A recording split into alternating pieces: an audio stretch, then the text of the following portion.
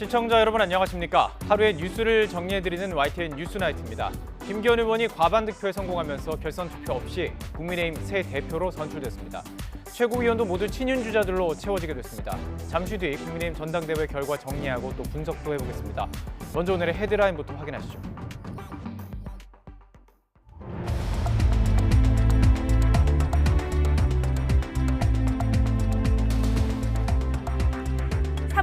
수요일 뉴스나이트 먼저 오늘의 헤드라인 전해드립니다. 오늘 오후 경남 합천군 야산에서 큰 불이 나 올해 들어 처음으로 산불 대응 3단계가 발령됐습니다.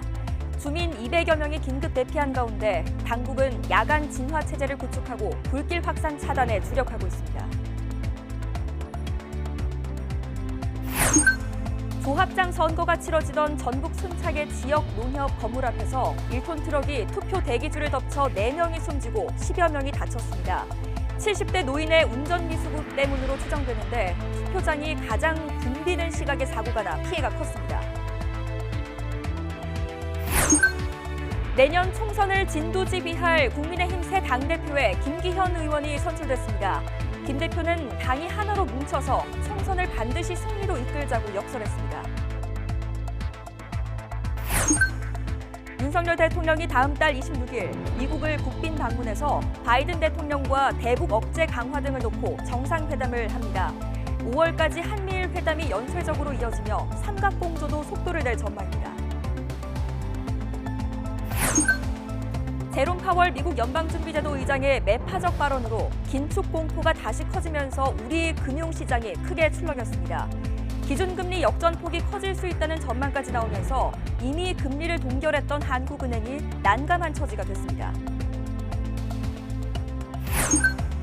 최근 온라인에 유출된 강남 성형외과 내부 영상에 수술실뿐 아니라 탈의 공간 촬영본도 포함된 것으로 드러났습니다.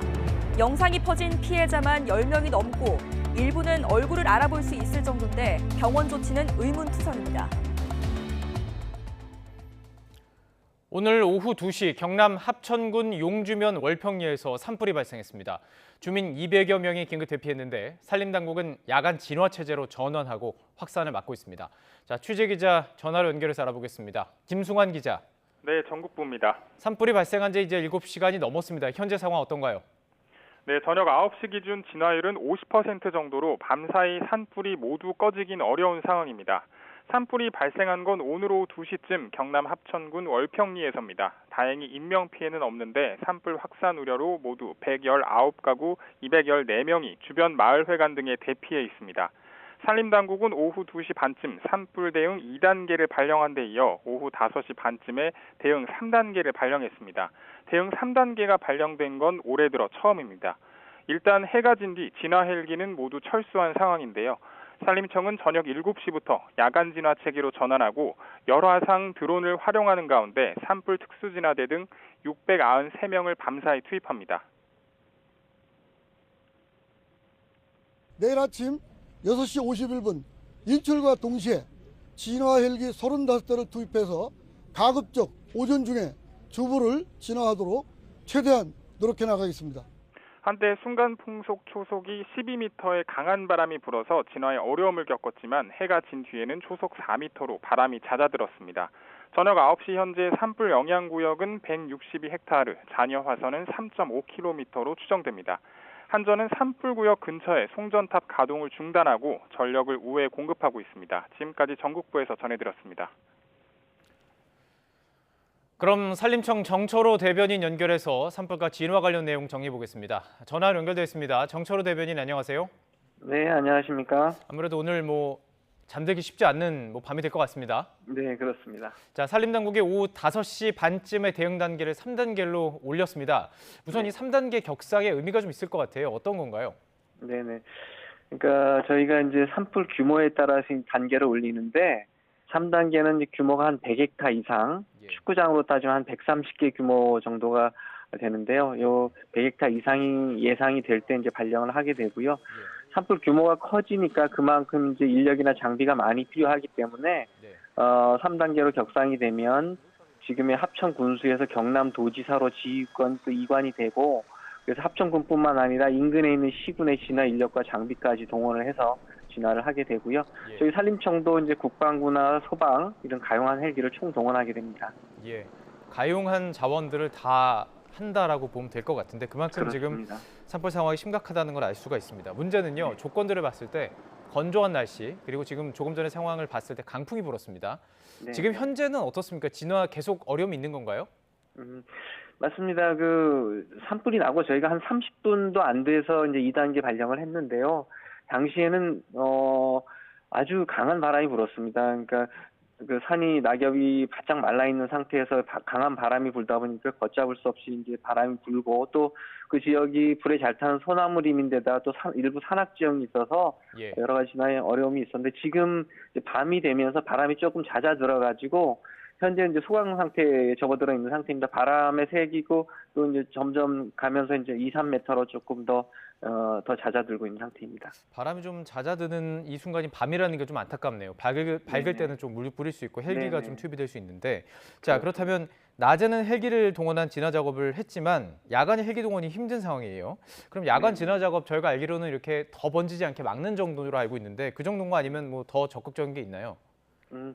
지금 말씀하신 대로 이제 그 오후 6시 30분 전후에서 헬기들이 모두 철수가 됐고요. 예. 현재는 이제 야간에 진화 인력들이 투입이 돼서 진화 작업을 계속 하고 있는데, 그러니까 이제 야간에는 우선 민간화 시설 보호하는 게 가장 중요합니다. 그래서 소방 인력 중심으로 해서 민간화 시설 주변에 지금 집중 배치를 해서 방어선을 구축을 하고 있고요. 예. 또 이제 산림청 그 산불 특수 진화대 를 포함해서 한 1천여 명의 인력이 지금 투입이 돼 있는데 저희가 수시로 이제 야간에 열화상 드론을 띄워가지고 불씨가 어디에 있는지 이것을 찾아가지고 지금 인력들이 1천 명이 투입이 돼서 네. 야간 진화 작업을 순조롭게 진행을 하고 있습니다. 지금 예. 현재는 뭐 9시 현재 50%를 넘어섰는데 네. 이후에 진화율이 더 높아질 것으로 예상하고 있습니다. 50% 진화율 말씀하시는 거죠? 네네 그렇습니다. 반 정도를 지금 잡았다 이렇게 볼 수 있는 네, 상황입니다. 예. 네. 자, 내일 진화 계획에 대해서 조금 전에 이제 저희가 산림청장 이야기를 좀 들어봤습니다. 오전에 이렇게 주부를 잡겠다라는 계획이에요. 충분히 그렇습니다. 가능할까요? 예. 네, 지금 상태로 보면 야간에도 상당히 진화율이 좀 올라갈 수 있을 거라고 보여지고요. 그렇지만 뭐 야간에 불을 다 끄기는 현실적으로 어렵고 그래서 내일 아침 날이 밝는 대로 한 오전 6시 30분쯤 될 것 같은데 예. 헬기가 지금 35대가 현장에 지금 대기를 하고 있습니다. 그래서 헬기 35대가 이륙해서 마무리 작업을 하면 내일 오전 중에는 큰 변수만 없다면 진화가 가능할 것으로 보고 있습니다. 밤은 말씀하신 것처럼 인명 피해를 최소화하는 게 우선이라고 말씀하셨는데 지금 혹시 뉴스 네네. 보고 계신 분들 이 근처에 계신 분들이 있을 텐데 혹시 연락 못 받으신 분들은 빨리 대피를 해야 될 네네. 것 같습니다. 정보 같은 거는 어떻게 얻을 수 있나요? 뭐 119에 이렇게 전화하거나 그러면 알 수 있는 건가요? 지금은 이제 그 저희가 어떤 산불이 어디로 번지고 있는 것들을 그 드론이나 이런 걸 띄워서 다 보고 있기 때문에 네. 그걸 기초로 해서 저희가 이제 그 산불이 확산되는 주변에 있는 마을들을 가가호 방문을 해가지고 예. 대피할 수 있도록 조치를 하고 있습니다. 알겠습니다. 좀 하늘이 도와서 비도 좀 내리고 그러면 참 좋겠습니다. 자, 네, 근데 비 소식이 조금 적습니다. 맞습니다. 지금 네. 할 수 있는 거는 경계밖에 없는 것 같습니다. 대형 산불을 지금 건조한 날씨는 경계를 해야 될 텐데 어떻게 저희가 좀 최선을 다한 경계 어떤 걸 해야 하나요? 그러니까요. 그러니까 지금 상태는 날씨가 너무 건조하기 때문에 산림이 아주 바짝 말라 있습니다. 거기다가 바람까지 세게 불고 있어서 뭐 조그만 불씨도 언제든지 큰 산불이 될 수가 있습니다. 그러니까 뭐 작년 저희가 그 큰 산불을 많이 경험해 보셨듯이 이 산불이 한번 나면 자칫 그 인명 피해나 재산 피해로 연결될 수 있기 때문에 굉장히 조심을 해야 되고요. 그렇기 때문에 그 작은 불씨도 잘 취급하는 게 중요할 것 같습니다. 알겠습니다. 지금 산불 예방을 위해서 4월 30일까지요. 특별 대책 기간 운영된다고 이야기가 나오고 있습니다. 이게 어떤 건지 좀 충분히 우리 시청자분들, 국민들께 좀 전달이 돼야 될 것 같은데요. 어떻게 이게 달라지는 거고 어떤 걸 지켜야 하나요? 네네. 저희가 오늘 그 대국민 담화문도 발표했지만 저희가 원래는 3월 중순부터 4월 중순까지 바람이 많이 불고 그 기간 동안 특별 대책 기간으로 운영을 했는데 올해는 유난히 또 그 가뭄 날씨가 건조한 날씨가 지금 계속되고 있어서 그걸 좀 당겼습니다. 네. 그래서 이 기간 동안에는 저희가 전국 지자체나 산림청 소속 기관 모든 그 산불 관련된 기관들이 24시간 비상근무 체제에 돌아가고, 그다음에 주말이나 이런 시간들을 이용을 해서 기동 단속이나 불을 피우는 분들 이렇게 계도하고 단속을 하기 때문에 예. 그 기간 동안은 비상 체제로 돌아간다고 할 수가 있겠습니다. 알겠습니다. 작은 불씨 하나도 없어야 되는 것이 이게 핵심인 것 같습니다. 네, 네. 산림청 정철호 대변인과 함께 이야기 나눠봤습니다. 고맙습니다. 감사합니다. 윤석열 대통령은 경남 합천의 대형 산불 소식에 가용 자원을 총동원해 산불이 조기에 진화될 수 있도록 총력을 다하라고 긴급 지시했습니다. 윤 대통령은 합천에서 산불이 확산하고 있다는 보고를 받고 산림청을 중심으로 행안부와 국방부, 소방청 등 관계부처는 협력 체제를 가동하라면서 이같이 지시했다고 대통령실이 공지했습니다. 이처럼 올해에도 첫 대형 산불이 발생을 했습니다. 야간 산불로 이어진 산불로 인한 피해를 줄일 요령, 정혜윤 기자가 정리했습니다. 강풍을 만난 산불은 불티가 한 번에 최대 2km씩 날아갈 수 있습니다. 따라서 산에서 산불을 만나면 불길에 둘러싸일 위험이 큽니다. 안전하게 대피하려면 바람의 방향을 살피는 게 중요합니다. 산불은 바람이 불어가는 쪽으로 번지기 때문에 불을 등지고 바람이 불어오는 방향으로 몸을 피해야 합니다. 불길에 휩싸였다면 이미 타버린 곳이나 숯불이 적은 곳, 도로나 바위 뒤로 몸을 피하는 게 좋습니다. 대피할 여유가 없다면 낙엽이나 나뭇가지 등 탈 것이 적은 곳을 골라 마른 풀을 긁어낸 뒤 엎드려 불길을 피해야 합니다. 주택으로 불길이 다가오면 문과 창문을 닫고 불이 쉽게 옮겨붙지 않도록 집 주위에 물을 뿌려줍니다. 가스나 기름통, 장작은 미리 치워둬야 합니다.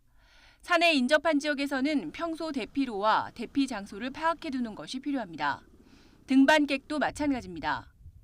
등반을 할 경우에 내가 이렇게 이 진행 경로상에 어떤 대피로라든지 또는 그 도로하고 인접한 하산 길들을 확인하는 것도 반드시 필요하겠습니다. 주민대피령이 발령되면 당국의 안내에 따라 지체 없이 대피해야 합니다. 연기가 많다면 마스크나 젖은 수건으로 입과 코를 가리면 피해를 줄일 수 있습니다. YTN 정혜윤입니다. 전국 곳곳에서 산불이 잇따르면서 결국 정부와 지방자치단체가 칼을 빼들었습니다. 쓰레기를 함부로 태우지 못하게 행정명령을 내리고 산불이 자주 나는 곳에서는 예산을 깎겠다고 나섰습니다. 김근우 기자가 보도합니다. 바싹 마른 낙엽은 말 그대로 불쏘시개입니다. 시뻘건 불길이 끝도 없이 이어지고 하늘은 희뿌연 연기로 가득 찼습니다. 올해 들어 전국에서 발생한 산불은 194건으로 평년보다 1.5배 많습니다. 메마른 날씨가 이어지는 데다 기층이 불안정해 바람까지 강하게 부는 탓입니다. 특히 본격적인 영농철을 앞두고 농업 부산물이나 쓰레기를 태우다 산불로 이어지는 경우가 많습니다. 정부는 산불을 내면 실수든 고의든 무관용 원칙으로 처벌할 것이라며 소각행위 단속에 나섰습니다. 산불의 주요 원인인 불법 소각행위에 대한 단속을 강화하고 위반자에 대해서는 관련 법령에 따라 엄정히 조치할 것입니다. 올해 산불 피해 면적의 66%가 집중된 경상북도도 불법 소각행위를 엄벌하는 행정명령을 내렸습니다. 또 산불이 잦은 기초자치단체에 예산 페널티를 주고 예방 실적이 좋은 곳에는 인센티브를 주는 등의 방안도 내놨습니다. 산불을 단속을 철저히 하지 않고 예방 활동을 철저히 하지 않으면서 산불이 많은 나는 시군에 대해서는 도에서나 국가에서 주는 예산에 대해서 페널티를 매기겠다, 불이익을 주겠다 이런 뜻으로. 정부와 지자체들은 직접 시장을 찾아 산불 예방 캠페인을 벌이는 등 대국민 홍보 활동도 강화할 방침입니다. 정부에 이어 지자체가 꺼내든 강경한 산불 대책이 기후변화 속에 갈수록 늘어나는 산불을 줄이는 효과를 가져올 수 있을지 주목됩니다. YTN 김근우입니다. 국민의힘을 이끌어갈 새로운 당대표로 김기현 의원이 당선됐습니다. 과반 득표에 성공하면서 결선 투표 없이 오늘 하루로 승부를 매듭지었습니다. 안철수 후보는 20%대 득표율에 그쳤습니다. 김경수 기자가 보도합니다. 김기현, 안철수, 천하람, 황교안 네 후보가 맞붙은 집권여당 전당대회는 큰 이변 없이 김 후보의 승리로 끝났습니다. 김 후보 득표율은 52.9%, 전체 46만여 표 가운데 24만 4천여 표를 얻었습니다. 김 후보의 과반 득표를 저지해 결선 투표로 역전을 노리려던 안철수 후보는 23.3%에 그치며 고배를 마셨고 천하람, 황교안 후보가 뒤를 이었습니다. 전당대회 전날까지 경쟁 후보들이 울산 땅 의혹과 대통령실 선거 개입 의혹을 집중 제기했지만 윤심 후보 김기현 의원의 대세론을 꺾진 못했습니다. 경선 과정에서 불거진 내홍을 의식한 듯 김기현 신임 당대표는 경쟁 후보들의 이름을 거론하며 하나로 뭉쳐 내년 총선 승리를 이루자고 강조했습니다. 여기 함께하고 계신 우리 안철수 후보님, 황교안 후보님, 천하람 후보님과 같은 뛰어난 우리의 지도자들을 잘 모시고 연대와 포용과 탕평의 연포탕 대통합 국민의힘을 만들겠습니다. 김기현 대표와 당을 이끌 차기 지도부도 이른바 친윤계로 채워졌습니다. 이준석 전 대표 때 최고위원이었던 김재원 후보가 가장 많은 표를 얻어 지도부에 재입성했고 김병민, 조수진, 태영호 후보가 그 뒤를 이어 최고위원으로 선출됐습니다. 청년 최고위원으로는 장해찬 후보가 당선됐습니다. 우리 당이 총선에서 승리하고 대선에서 승리하고 항상 승리하는 당으로 만들도록 이 한 몸 다 바치겠습니다. 6개월 비대위 체제를 끝내고 새로 들어선 김기현호는 이제 내년 총선 승리를 위한 당직 인선과 조직 정비에 착수합니다. YTN 김경수입니다. 당원 100% 투표로 치러진 이번 국민의힘 전당대회에선 당 대표부터 최고위원까지 지도부 전체가 친윤주자들로 채워졌습니다. 반면 이준석 전 대표가 직접 지원에 나섰던 이른바 천하동인 후보들은 한 명도 지도부 입성에 성공하지 못했습니다. 권남기 기자입니다. 김기현 신임 대표와 치열하게 경쟁했던 안철수 의원은 결국 별다른 언급 없이 침묵 속에 전당대회 행사장을 빠져나갔습니다. 이후 자신의 SNS에 짧게 글을 올렸는데 당원들의 선택을 겸허하게 받아들이겠다, 당의 화합을 위해 헌신하겠다고 밝혔습니다. 국민의힘 개혁을 내세우며 이준석 전 대표의 전폭적인 지원을 받았던 천하람 후보의 득표율은 14.98%, 표로는 7만이 조금 안 되는 초라한 성적표를 받았습니다. 우리 김기현 당대표 체제 하에서 우리 국민의힘이 더욱 더 성장하고 무엇보다도 총선에서 우리가 압승을 거둘 수 있는 이준석계로 꼽히는 최고위원과 청년 최고위원 주자인 허은하, 김용태, 이기인 후보도 줄줄이 당 지도부 입성에 실패했습니다. 반면 김기현 신임 대표와 함께 국민의힘의 새 지도부를 구성할 선출직 5명엔 김재원, 김병민, 조수진, 태영호, 장해찬 등 모두 친윤 주자들이 당선됐습니다. 윤석열 정부 반드시 성공시키고 내년 총선 압승하라는 의미로 저 김병민에게 그 무거운 짐 보태주신 것 아니겠습니까, 여러분? 55.1%로 전당대회 사상 역대 최고 투표율을 보였지만 이준석 전 대표나 안철수 후보를 지지하는 이른바 반란표는 큰 영향을 미치지 못했습니다. 여기에 그동안 이준석 전 대표 체제에서 봤던 당정 갈등에 지친 당원들이 이번 전당대회 과정에서 불거진 각종 논란에도 일단 윤심을 선택했다는 해석도 나옵니다. 국민의힘 당원들이 친윤 지도부 구축에 힘을 실어준 데는 원활한 당정 관계를 바탕으로 내년 총선 승리를 이끌어달라는 바람이 담겼다는 분석이 많습니다. 새 지도부가 이런 기대에 얼마나 부응할 수 있을지 주목됩니다. YTN 권남기입니다. 당선 기쁨도 잠시, 내홍 수습, 쌓여있는 현안 등 해결해야 할 과제가 많습니다. 또 여소야대 정국이죠. 의석수 열세를 극복해서 윤석열 정부를 잘 뒷받침하는 것도 난제입니다. 김기현 신임 당대표의 어깨가 무겁습니다. 조성호 기자의 보도입니다. 국민의힘 김기현 신임 대표는 수락연설에서 선거 기간 내내 강조해온 연대와 포용 통합, 이른바 연포탕을 거듭 역설했습니다. 이제 우리의 당의 경선 과정은 끝이 났습니다. 우리는 오직 하나의 목표를 향해 달려가야 합니다. 하지만 한동안 당내 홍역은 불가피해 보입니다. 전당대회 막바지 불거진 울산 땅 투기 의혹과 대통령실 선거 개입 논란을 놓고 경쟁자였던 안철수, 황교안 후보가 이후에라도 진상을 밝히겠다고 예고했기 때문입니다. 정의를 세우기 위한 그 길을 갈 겁니다. 이제는 책임자들이 세워졌으니까 책임자를 중심으로 하고 부족하면 제가 보완하고. 대통령실과 당정 호흡을 앞세워 당권을 거머쥐었지만 비주류를 끌어안아 당을 안정시키는 역할이 김신임 대표 앞에 놓인 셈입니다. 여소야대 국면에서 연금과 노동, 교육 개혁을 비롯한 윤석열 정부 정책을 뒷받침해야 하는 과제도 떠안고 있습니다. 김신임 대표는 소수당의 어려움을 뚫고 나가는 게 지도자의 책임이라며 야당과 협치를 강조했습니다. 매일이라도 만나야죠. 기본적으로 민주당의 대표로서의 존중을 해야 되고 또 의사소통도 해야 되고 당장 만나서 현안이 있으면 치열한 논의도 해야 되지 않겠습니까? 하지만 민주당은 벌써 치열한 신경전을 예고했습니다. 김 대표의 당선으로 국민의힘의 정당 민주주의는 완전히 사망했다며 축하를 보내기는 어렵다고까지 했습니다.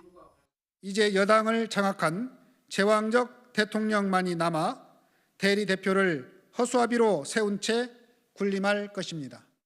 민주주의 역사의 퇴행을 목도하며 한탄스럽습니다.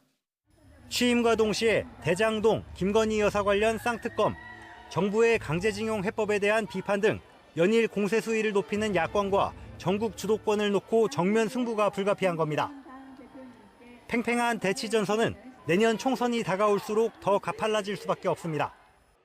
정권 교체 이후 치러진 집권 여당의 첫 전당대회는 당의 미래에 대한 기대와 함께 상처도 남겼습니다.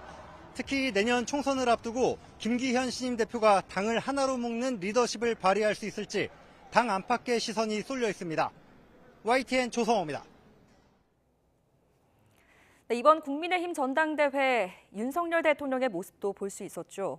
당원들에게 메시지를 전했는데 나라와 당의 위기를 정치적 기회로 이용해서는 안 된다고 말하며 당정 협력을 강조했습니다. 박석영 기자입니다. 윤석열 대통령은 뮤지컬 레미제라블 음악에 맞춰 당원들의 뜨거운 박수와 환호 속에 행사장에 입장했습니다. 주요 당직자들과 악수를 하고 일일이 인사를 나눴습니다. 박근혜 전 대통령 새누리당 시절 이후 여당 전당대회에 대통령이 참석한 건 7년 만입니다. 축사를 위해 연단에 오른 윤 대통령은 참석자들의 환호에 손을 들어 화답한 뒤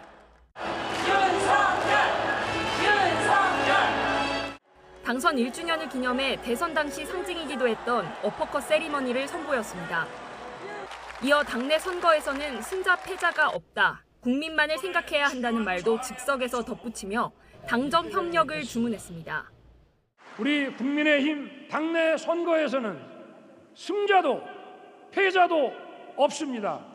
우리 당 구성원 모두 첫째도 국민, 둘째도 국민, 셋째도 국민만을 생각하고 함께 전진해야 합니다.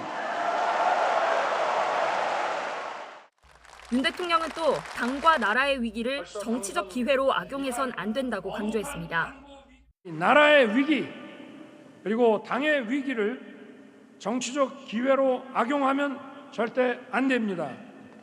우리는 어떠한 부당한 세력과도 주저하지 말고 두려워하지 말아야 됩니다. 이 밖에도 기득권 부패 카르텔을 뿌리 뽑아 노동, 연금, 교육 3대 개혁 추진을 흔들림 없이 해야 한다고 당부했습니다.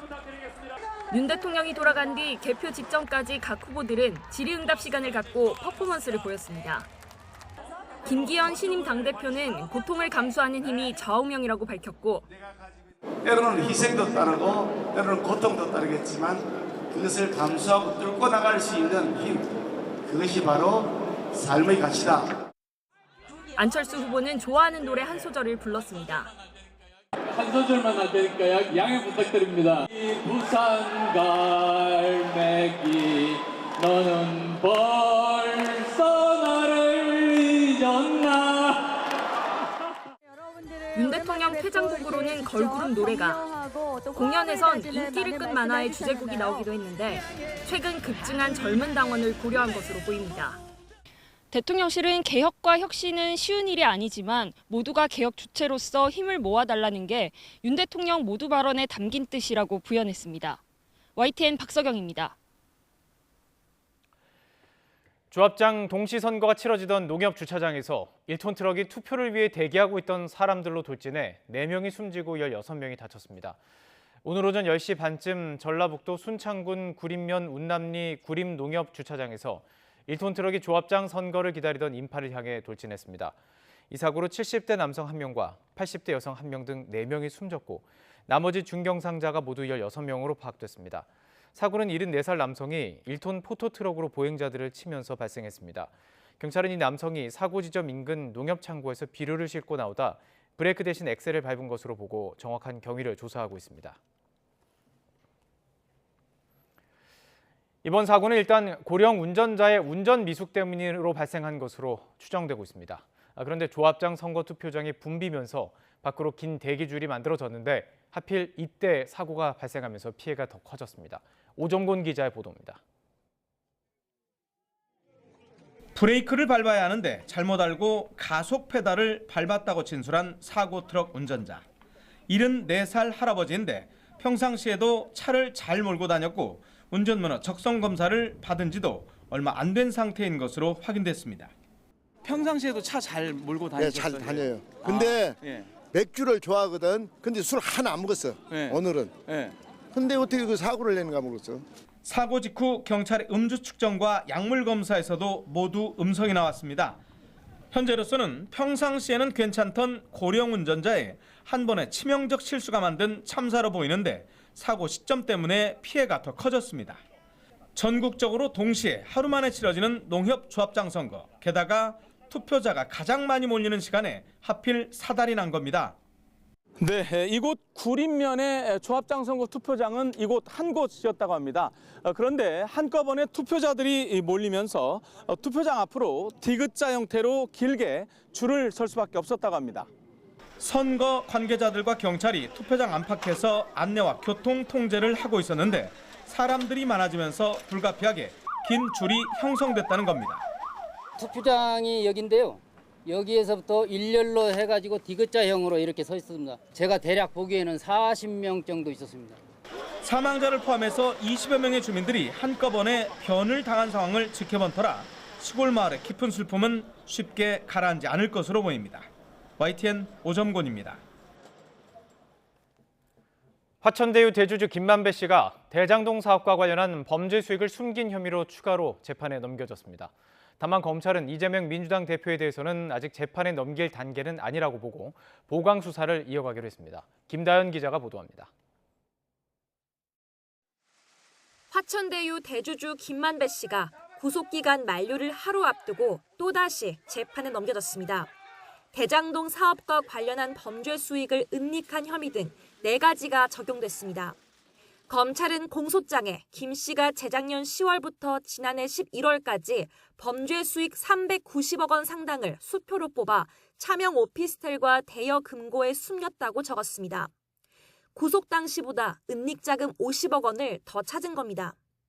또 지인들에게 자신의 휴대전화를 망치로 내려치거나 불태우게 하고 수표 142억 원어치를 숨기도록 한 혐의도 그대로 적용됐습니다.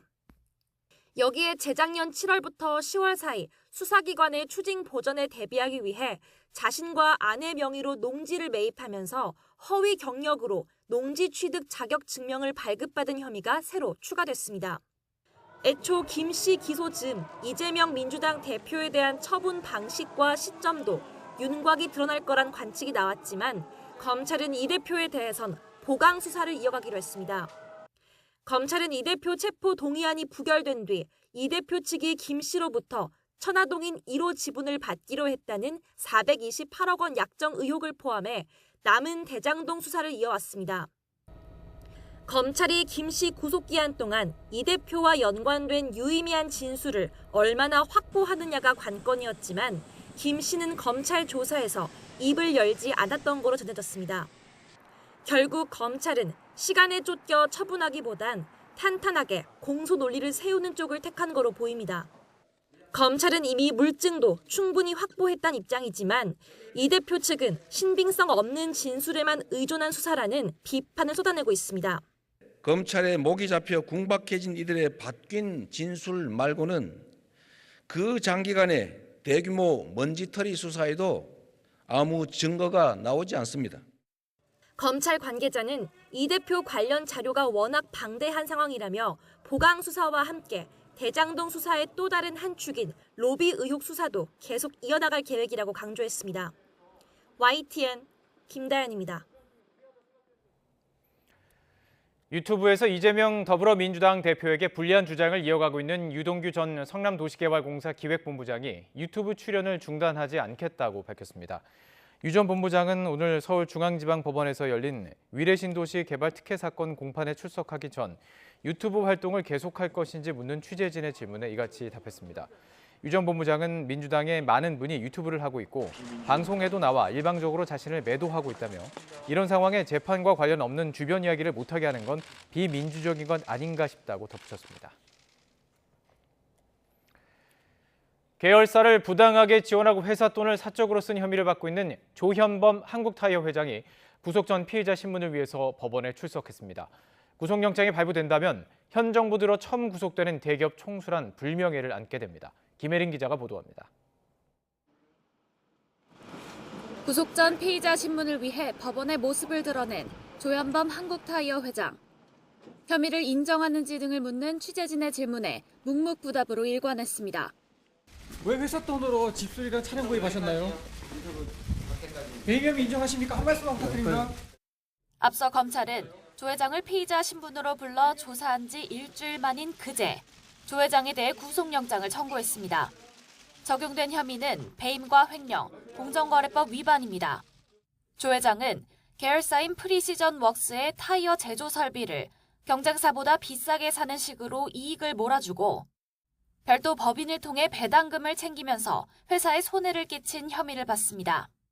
자금난을 겪던 지인의 회사에 130억 원대의 회사 돈을 대여해주며 배임한 혐의도 있습니다. 조 회장은 또 집을 고치고 외제차를 사는데 회사 돈을 쓰는 등 수십억 원을 빼돌린 혐의도 받고 있습니다. 검찰 수사에서 지금까지 파악된 조 회장의 배임, 횡령액은 200억 원대에 달합니다. 검찰은 조 회장이 품위 유지를 위해 범행을 저질렀다고 보고 있습니다. 재작년 그룹 회장으로 승진하면서 조 회장은 아버지인 조양래 명예회장으로부터 막대한 지분을 사들였습니다. 이때 빌린 돈에 대한 이자와 증여세 부담이 해마다 400억 원에 이른 것으로 알려졌습니다. 이를 해소하기 위해 급여와 배당액을 올리고 품위 유지 비용까지 회사 돈으로 충당했다는 게 검찰 판단입니다. 검찰은 2011년 한국타이어가 프리시전 웍스를 인수하는 과정에서 대주주 지분을 넣은 행위도 배임죄에 해당하는지 들여다보고 있어서 향후 조 회장의 혐의가 추가될 수도 있습니다. 조 회장 구속 여부는 오늘 밤늦게 나올 것으로 보입니다. YTN 김혜린입니다. 윤석열 대통령이 한미동맹 70주년을 맞아 다음 달 말 미국을 국빈 방문한다고 대통령실과 백악관이 공식적으로 발표했습니다. 바이든 대통령이 국빈 초청한 해외 정상은 윤석열 대통령이 두 번째입니다. 워싱턴에서 권준기 특파원이 보도합니다. 김은혜 홍보수석은 윤석열 대통령의 미국 국빈 방문이 한미동맹 70주년의 역사적인 해를 맞아 이루어지는 것이라고 강조했습니다. 오는 4월 26일 국빈 만찬과 정상회담을 포함해 다양한 일정을 함께할 것이라며 70년 한미동맹의 성과를 축하하고 동맹의 미래 발전 방향도 심도 있게 논의할 것이라고 설명했습니다. 국빈 방문 테마는 미래를 향해 전진하는 행동하는 한미동맹으로 이름 붙였습니다. 우리나라 대통령의 국빈 방문은 2011년 이명박 대통령 이후 12년 만입니다. 백악관 대변인도 바이든 대통령 취임 이후 두 번째 국빈 초청으로 윤석열 대통령과 김건희 여사를 맞이한다고 발표했습니다. 지금까지는 지난해 마크롱 프랑스 대통령이 유일한 국빈 방문이었습니다. This state visit will only strengthen or deepen U.S.-ROK ties, and we are looking forward to celebrating the 70th anniversary of the U.S.-ROK alliance here at the White House. 국빈 방문은 외국 정상의 방문 형식 가운데 최고 수준의 예우로 의장대 사열을 비롯한 공식 환영식과 국빈 만찬이 이루어지고 백악관 바로 옆 영빈관이 숙소로 제공됩니다. 방미 의제 조율차 워싱턴을 방문 중인 김성한 국가안보실장은 이번 국빈 방문을 계기로 대북 핵 억제 실행력을 한층 강화하기로 했다고 말했습니다. 또 강제동원 배상안을 크게 반겼던 백악관이 앞으로 한일 관계가 더욱 발전하길 기대한다는 뜻을 밝혔다고 전했습니다. 한일 간 이번 합의가 지속 가능한 양국 관계 발전으로 이어질 수 있도록 윤 대통령과 기시다 총리를 계속해서 지지할 것임을 분명히 하였습니다. 윤 대통령은 다음 달 미국 국빈 방문에서 의회 연설도 추진하고 있습니다. 의회 연설은 국빈 방문과는 별개의 성격으로 미국 하원 의장이 결정권을 쥐고 있어 케빈 메카시 의장과 논의 중인 것으로 알려졌습니다. 워싱턴에서 YTN 권윤기입니다. 윤 대통령의 국빈 방문으로 성사된 한미 정상회담 벌써 세 번째입니다. 주요 의제는 크게 두 가지입니다. 대북 억제 정책을 중심으로 한 외교 안보 그리고 경제입니다. 3월부터 5월까지 한미일 연쇄회담을 통한 삼각공조에도 속도가 더 붙을 것으로 보입니다. 박소정 기자입니다. 일제강제징용 문제에 대한 해법 발표가 이뤄지자 기다렸다는 듯 바로 공식화된 미국 국빈 방문 일정. 이달 중순 한일, 다음 달 한미, 그리고 5월로 예상되는 한미일까지 연쇄회담이 기정사실화하는 분위기입니다. 윤석열 대통령은 한미 동맹 재건과 한일 관계 복원이 헌법 가치인 자유민주주의, 시장경제와 직결된 문제라면서 한미일 협력을 거듭 강조했습니다. 북핵 위협을 비롯한 엄혹한 안보 위기를 극복하기 위해서는 한미일 3국의 협력이 그 어느 때보다 중요하다는 점을 반드시 직시해야 합니다. 행동하는 한미동맹을 기치로 세운 4월 미국 방문은 동부 지역을 중심으로 일주일가량 이뤄질 것으로 보입니다. 이 가운데 워싱턴에서는 정상회담과 국빈 만찬을 포함해 사흘 동안 일정입니다. 한미 정상회담은 세 번째로 윤 대통령 취임 11일 만인 지난해 5월 바이든 대통령이 방한해 회담했고 지난해 11월 캄보디아에서는 아세안 정상회의를 계기로 한미, 한일, 미일, 한미일 연쇄회담이 열렸습니다. 이번 회담 의제는 대북 억제, 첨단 기술 경제 안보, 문화 인적 교류, 지역 국제 현안 등으로 나뉩니다. 무엇보다 안보 분야에서 대북 핵 억제 실행력을 더욱 강화하는 방안을 집중적으로 논의할 것으로 예상됩니다. 다양한 전략자산 전개와 연합훈련이 미국의 방위 공약을 우리 국민께서 실감할 수 있게 하는 계기가 되기를 기대하였습니다. 한미 정상회담을 마무리한 뒤엔 두 정상이 동맹 70주년을 기념하는 공동 성명을 발표할 예정입니다. 강력하게 행동하는 동맹을 어떻게 구현할지 구체적으로 담을 것이라는 게 대통령실의 설명인데 기존에 없던 협력 내용이나 새로운 분야가 있을지에 시선이 쏠립니다. YTN 박소정입니다. 윤석열 대통령의 4월 방미 일정에서는 우리 기업에 큰 타격을 줄 것으로 예상되는 미국 반도체 지원법 문제가 주요 의제로 다뤄질 것으로 보입니다. 여야 정치권도 우리 기업의 세액 공제를 확대하는 법 개정안을 적극적으로 협의하며 지원 사격에 나섰습니다. 박기환 기자입니다. 다음 달로 예정된 윤석열 대통령의 방미 회담에선 미국의 반도체 지원법도 협상 테이블에 오를 것으로 보입니다. 미국 반도체 보조금 지원을 받기 위한 기업 기술 경영 정보 제출, 초과이익 환수 등 불평등 조항을 개선해야 한다는 겁니다. 한국 기업들이 불공평한 대우를 받거나 예기치 못한 불확실성에 직면할 가능성을 최소화할 수 있도록 한미 간 긴밀히 소통해서 필요한 조치를 모색하기로 하였습니다. 산업부 등 실무 차원에서도 양국 협의가 진행되는 가운데 정치권도 반도체 산업 지원에 팔을 걷어붙였습니다. 앞서 국민의힘은 당정 협의 등을 통해 우리 반도체의 세계 경쟁력을 유지하기 위한 적극 지원을 약속했고 보조금 지원과 세액 공제 지원이 가장 많은 나라보다 적어도 버금가거나 더 높아야 한다고 생각을 합니다. 그거 가지고 민주당을 설득하도록 하겠습니다. 정부도 지난 1월 반도체 설비 투자 세액 공제를 대기업과 중견기업은 15%, 중소기업은 25%까지 상향하는 내용으로 한시 추가 공제율 10%까지 포함해 최대 35% 세액을 공제하는 내용의 법안을 제출했습니다. 정부 여당의 추가 지원 주장에 대기업 감세라며 난색을 표하던 더불어민주당도 반도체 수출 부진 등 상황이 악화하자 오히려 더 확대된 지원 정책을 검토하는 등 분위기가 바뀌며 여야 협의에도 속도가 붙었습니다. 대한민국의 국익을 부당하게 침해하는 부분은 당당하게 바로 잡아야 합니다. 반도체를 포함해서 국가 경제의 미래가 달린 첨단 산업에 대한 과감한 지원 대책을 서둘러 마련해야 합니다. 여야는 오는 16일 국회 기획재정위원회 조세 소위를 열어 반도체 세제 지원안에 대한 합의를 시도하기로 했습니다. 여기에 원활한 합의가 이루어지면 오는 30일 본회의 문턱을 넘을 가능성이 큽니다. 여야는 기존 정부안보다 세액공제 혜택을 더 늘린 안을 포함해 다양한 가능성을 논의할 계획입니다. YTN 박견입니다. 우리 정부가 중국을 견제하는 외교협의체 쿼드의 실무그룹 참여를 빠르게 추진하겠다고 밝혔습니다. 정식 가입을 향한 전 단계인 셈인데 중국은 참여하지 말라면서 강한 반감을 드러냈습니다. 이경아 기자가 보도합니다. 대선 직후 당시 윤석열 당선인은 미국, 일본 등 주요국 정상과 잇따라 통화했습니다. 이때 중국은 빠지고 호주, 인도 총리와 먼저 인사를 나눴습니다. 중국을 견제하는 외교협의체 쿼드 회원국 정상과 모두 통화한 겁니다. 미국을 방문한 정부 고위 당국자는 기자들을 만나 쿼드 실무그룹 참여에 속도를 내겠다고 말했습니다. 윤 대통령이 대선 후보 시절 실무그룹 참여부터 시작해 기회가 생기면 쿼드에 정식 가입하겠다는 뜻을 밝혀왔다는 겁니다.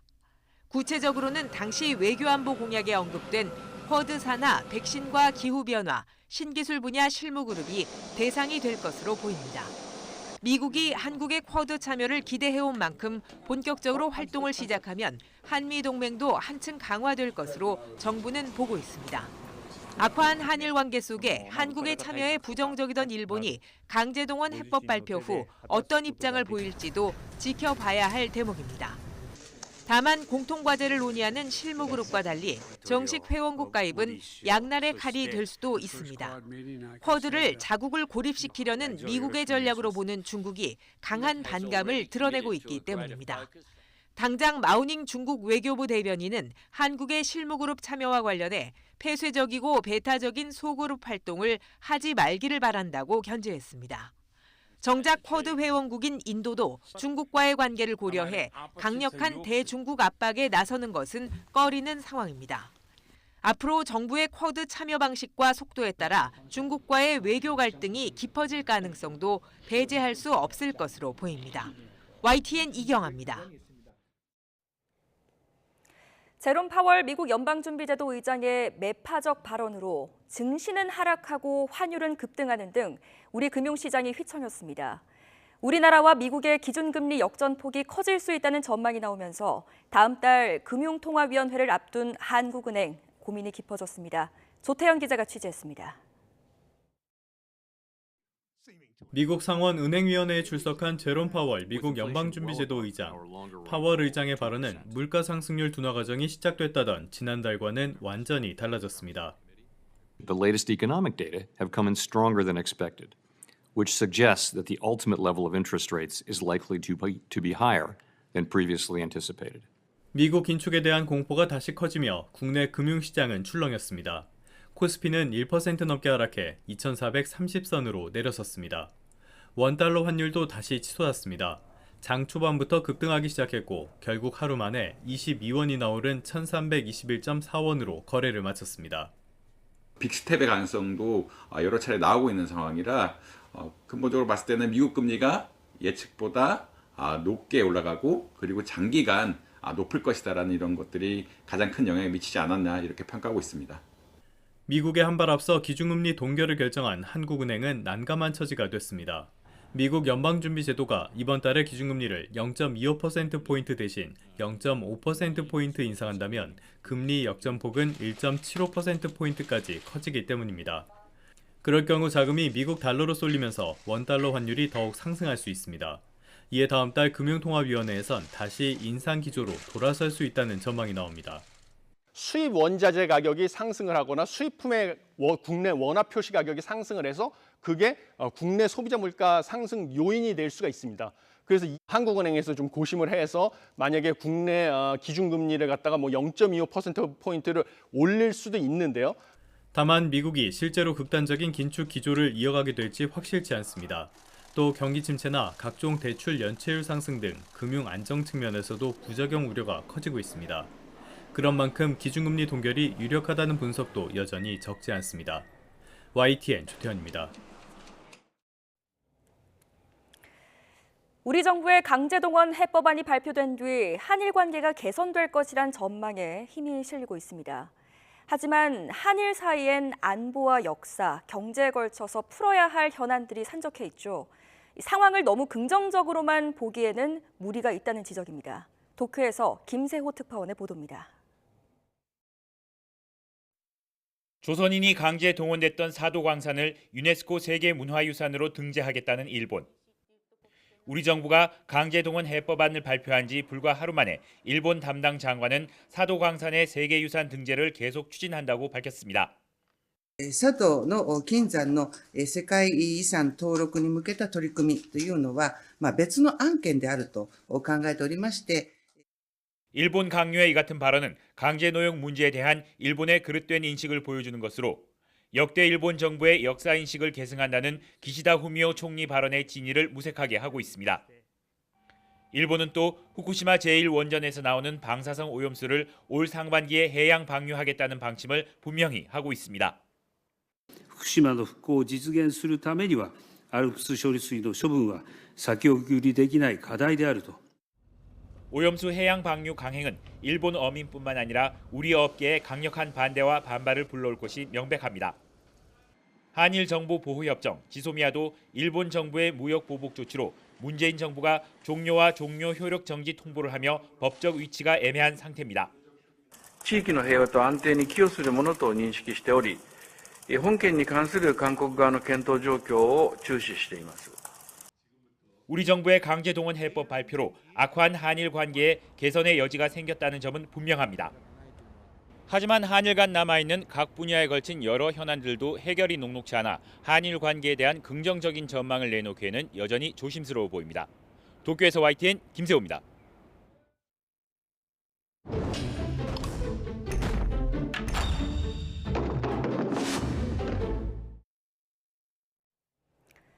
정부가 발표한 해법에는 정작 가해자인 일본 기업의 책임이 빠져 있다는 점에서 논란이 일고 있죠. 국민의힘 정진석 전 비대위원장은 정부의 제3자 변제 방식이 결국 문희상 전 국회의장의 아이디어라며 야당의 비판에 선을 그었습니다. 2019년에 발의됐던 당시 법안을 토대로 이게 사실인지 검증해 봤습니다. 신호 기자입니다.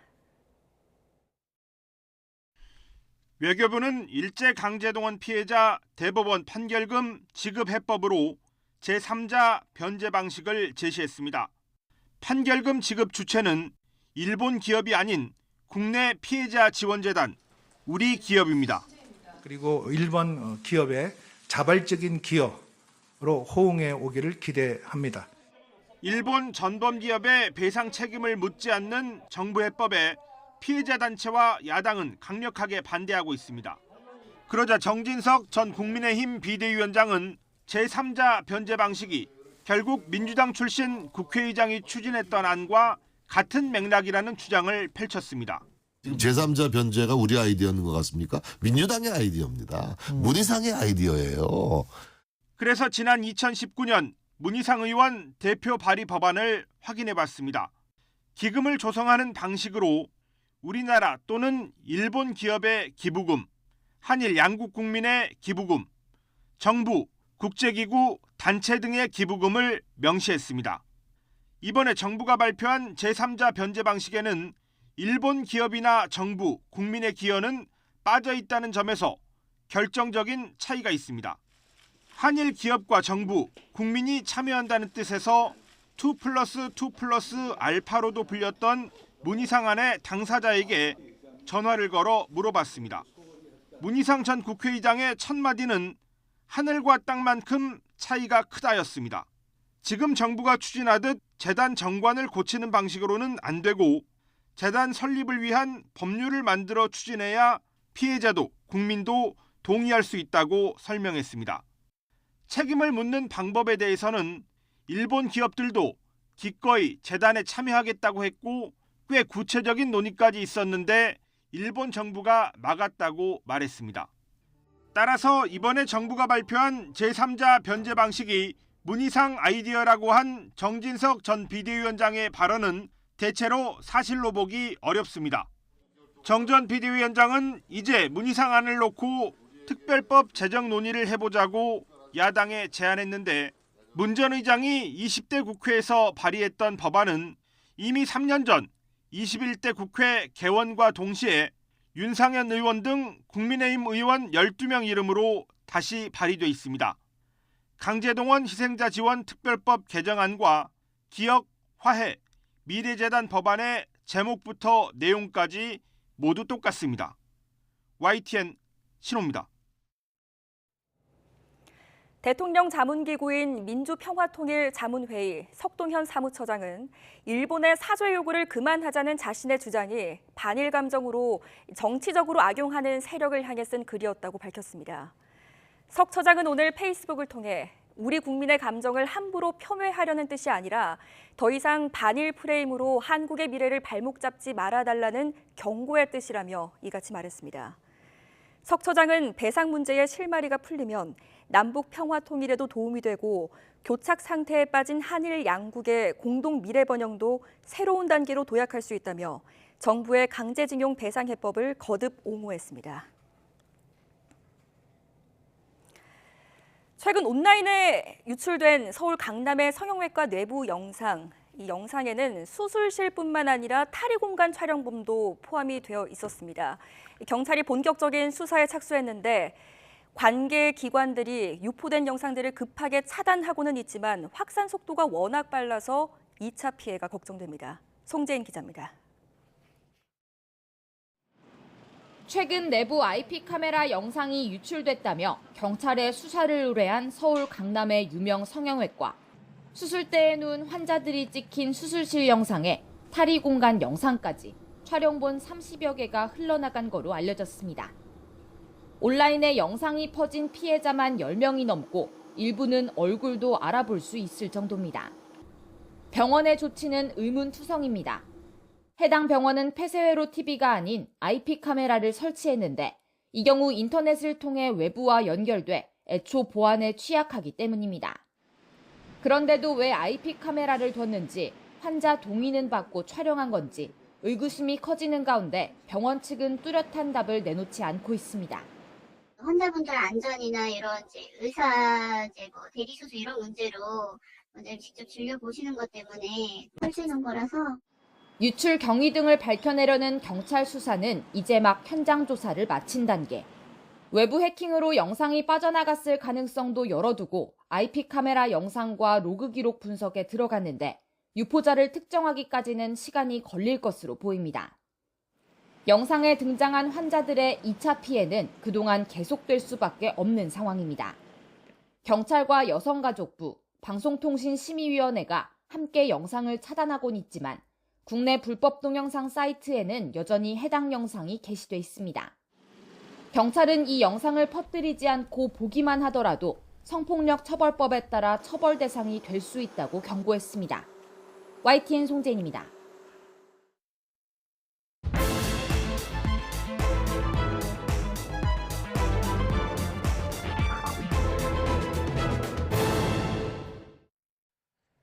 오늘의 정치권 관심 뉴스를 진단해보는 나이트 포커스입니다. 김재섭 국민의힘 도봉구 갑 당협위원장, 서용주 더불어민주당 상근부 대변인 두 분 모셨습니다. 안녕하십니까? 네, 안녕하세요. 예, 오늘 국민의힘 전당대회 얘기를 좀 집중적으로 해보도록 하겠습니다. 과반 득표를 넘어서서 당선이 됐습니다. 52.93%, 김기현 후보요. 24만 4,163표였습니다. 이 결과 예상하셨는지 좀 궁금해요. 저는 솔직히 예상 못했습니다. 네. 그래도 4자 구도이기 때문에 그리고 안철수 후보의 지지율이 많이 빠졌고 또 천하람 후보가 최근에 또 약간 주춤하긴 했지만 그래도 꽤 돌풍이라고 볼 수 있을 만큼의 지지율 확보가 있었거든요. 그래서 네네. 4자 구도인 상황에서 김기현 후보가 아무리 지지세가 좋다고 하더라도 50%가 넘을 거라고 생각하진 않았는데 52%라는 발표 결과를 딱 듣자마자 그래서 저는 야 이게 윤심이라고 하는 것이 그리고 대통령 1년 차의 전당대회라고 하는 것이 대통령과 호흡을 맞추는 사람에게 당원들이 힘을 실어주는구나라는 거를 저는 좀 느꼈습니다. 예. 자 그렇다면 조금 구체적으로 들어가 보도록 하겠습니다. 조금 전에 나왔던 그래픽을 다시 좀 보여주시고요. 투표율은 55.1%, 상당히 많은 당원 투표를 했습니다. 그중에서 24만 명, 52.93%가 투표를 김기현 후보에게 던졌는데 말씀하신 것처럼 윤심을 따랐을 것이다. 그렇다면 뭐 구체적인 이제 뭐 당원 나이라든지 지역 같은 것들이 나왔으면 좋겠는데 아직은 없으니까요. 어떻게 보십니까? 50대에서 70대 당원들이 좀 많이 참여했을 것이다. 저는 50대, 70대 당원들이 많이 참여, 달리 얘기하면 동원됐을 거라고 생각합니다. 그러니까 기본적으로 사자구도긴 하지만 저도 반반이었어요. 근데 막판에 가면서 이제 1강 3중 구도에서 3중 후보들이 좀 동력이 떨어지더라고요.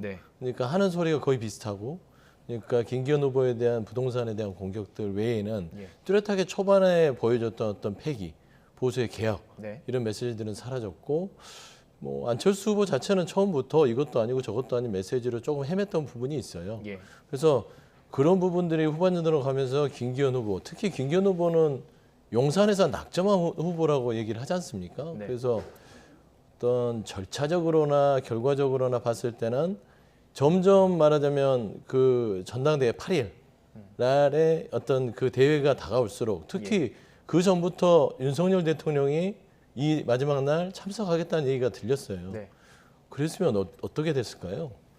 그러니까 김기현 후보를 중심으로 해서 이거 결선 투표를 가면 대통령까지 오는데 특히 대통령이 나서서 김기현 후보를 꼭 만들어야겠다고 여러 가지 욕을 먹어가면서 절차적 그다음에 여러 가지 정당 민주주의까지 다 그냥 무시하면서 당무 개입을 노골적으로 했음에도 불구하고 결선을 간다?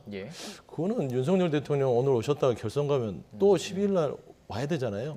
그래서 저는 김기현 후보를 주축을 한 윤핵관들이 조직적으로 최대한 많은 조직들을 동원하기 위해서 마지막 집중 투하를 했고 심지어 제가 이제 들은 바로는 말하자면 윤석열 대통령 대선 조직들, 대선 조직까지 끌어서 무조건 과반을 넘게끔 만들어라 하는 부분이 있었기 때문에 좀 나름대로 52%면 또 압도적인 건 아닌 것 같아요. 조금 다른 후보들이 선전하지 못했기 때문이지 저는 안철수 후보나 천하람 후보 자체가 마지막에 조금 뒷심을 발휘했으면 결선으로 갈 수도 있었겠다라는 좀 생각이 듭니다. 결선으로 갔다면 달랐을까요? 지금 그 더해 보면은 한 5만 표가 그 차이가 나거든요.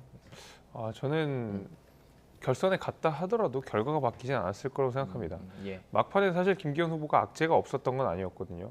뭐 이런저런 행정관 선거 개입 논란도 있었고요. 그다음에 뭐 말씀하신 땅 의혹 이런 것들도 있었음에도 불구하고 지지율에 전혀 변함이 없었고 오히려 지지율이 상승하는 그런 모습을 보여줬거든요. 저는 그래서 결선 투표를 갔다 하더라도 지금 상황으로 보자 그러면 이변은 없을 것이다라는 생각이 좀 들고요. 근데 이제 앞서서 말씀해주신 내용 중에 이제 조직의 힘을 말씀해주셨는데 이게 조직의 힘을 간과할 수는 없습니다. 저도 현역 이 당협위원장으로서 얼마큼 조직적으로 뭉쳤을 때 표심이 발휘되는지를 잘 알고 있기 때문에 조직의 힘을 무시할 수는 없습니다만은 기본적으로 모바일 투표가 꽤 몇 차례 진행이 되면서 저희 당원들 가운데서 나이가 좀 있으신 분들도 이제 모바일 투표에 좀 익숙해졌다라는 이야기들이 많이 나오고 있거든요. 학습이 된 거예요. 그렇죠. 이제 많이 이제 모바일 투표를 하시다 보니까 이제 나이가 있으신 분들 역시도 이번 전당대회에 대거 참여를 했고 모바일 투표율이 높았다고 해서 그것이 반드시 젊은 세대가 지지하는 천하람 후보에게 유리한 것은 아니었다 이런 결론을 낼 수가 있었다고 봅니다. 좀 후보별로 좀 살펴보죠. 안철수 후보가 득표한 23.39%는 어떻게 보세요? 이 정도면 선전했다고 보시는 건가? 아니면 뭐 국민의힘에서도 뭐 나름 분석한 사람마다 다 다를 것 같은데 그래도 이름값 있는 후보기 때문에 이렇게 나왔다는 분석도 있을 수 있고요. 또 천하람 후보 같은 경우는 15%.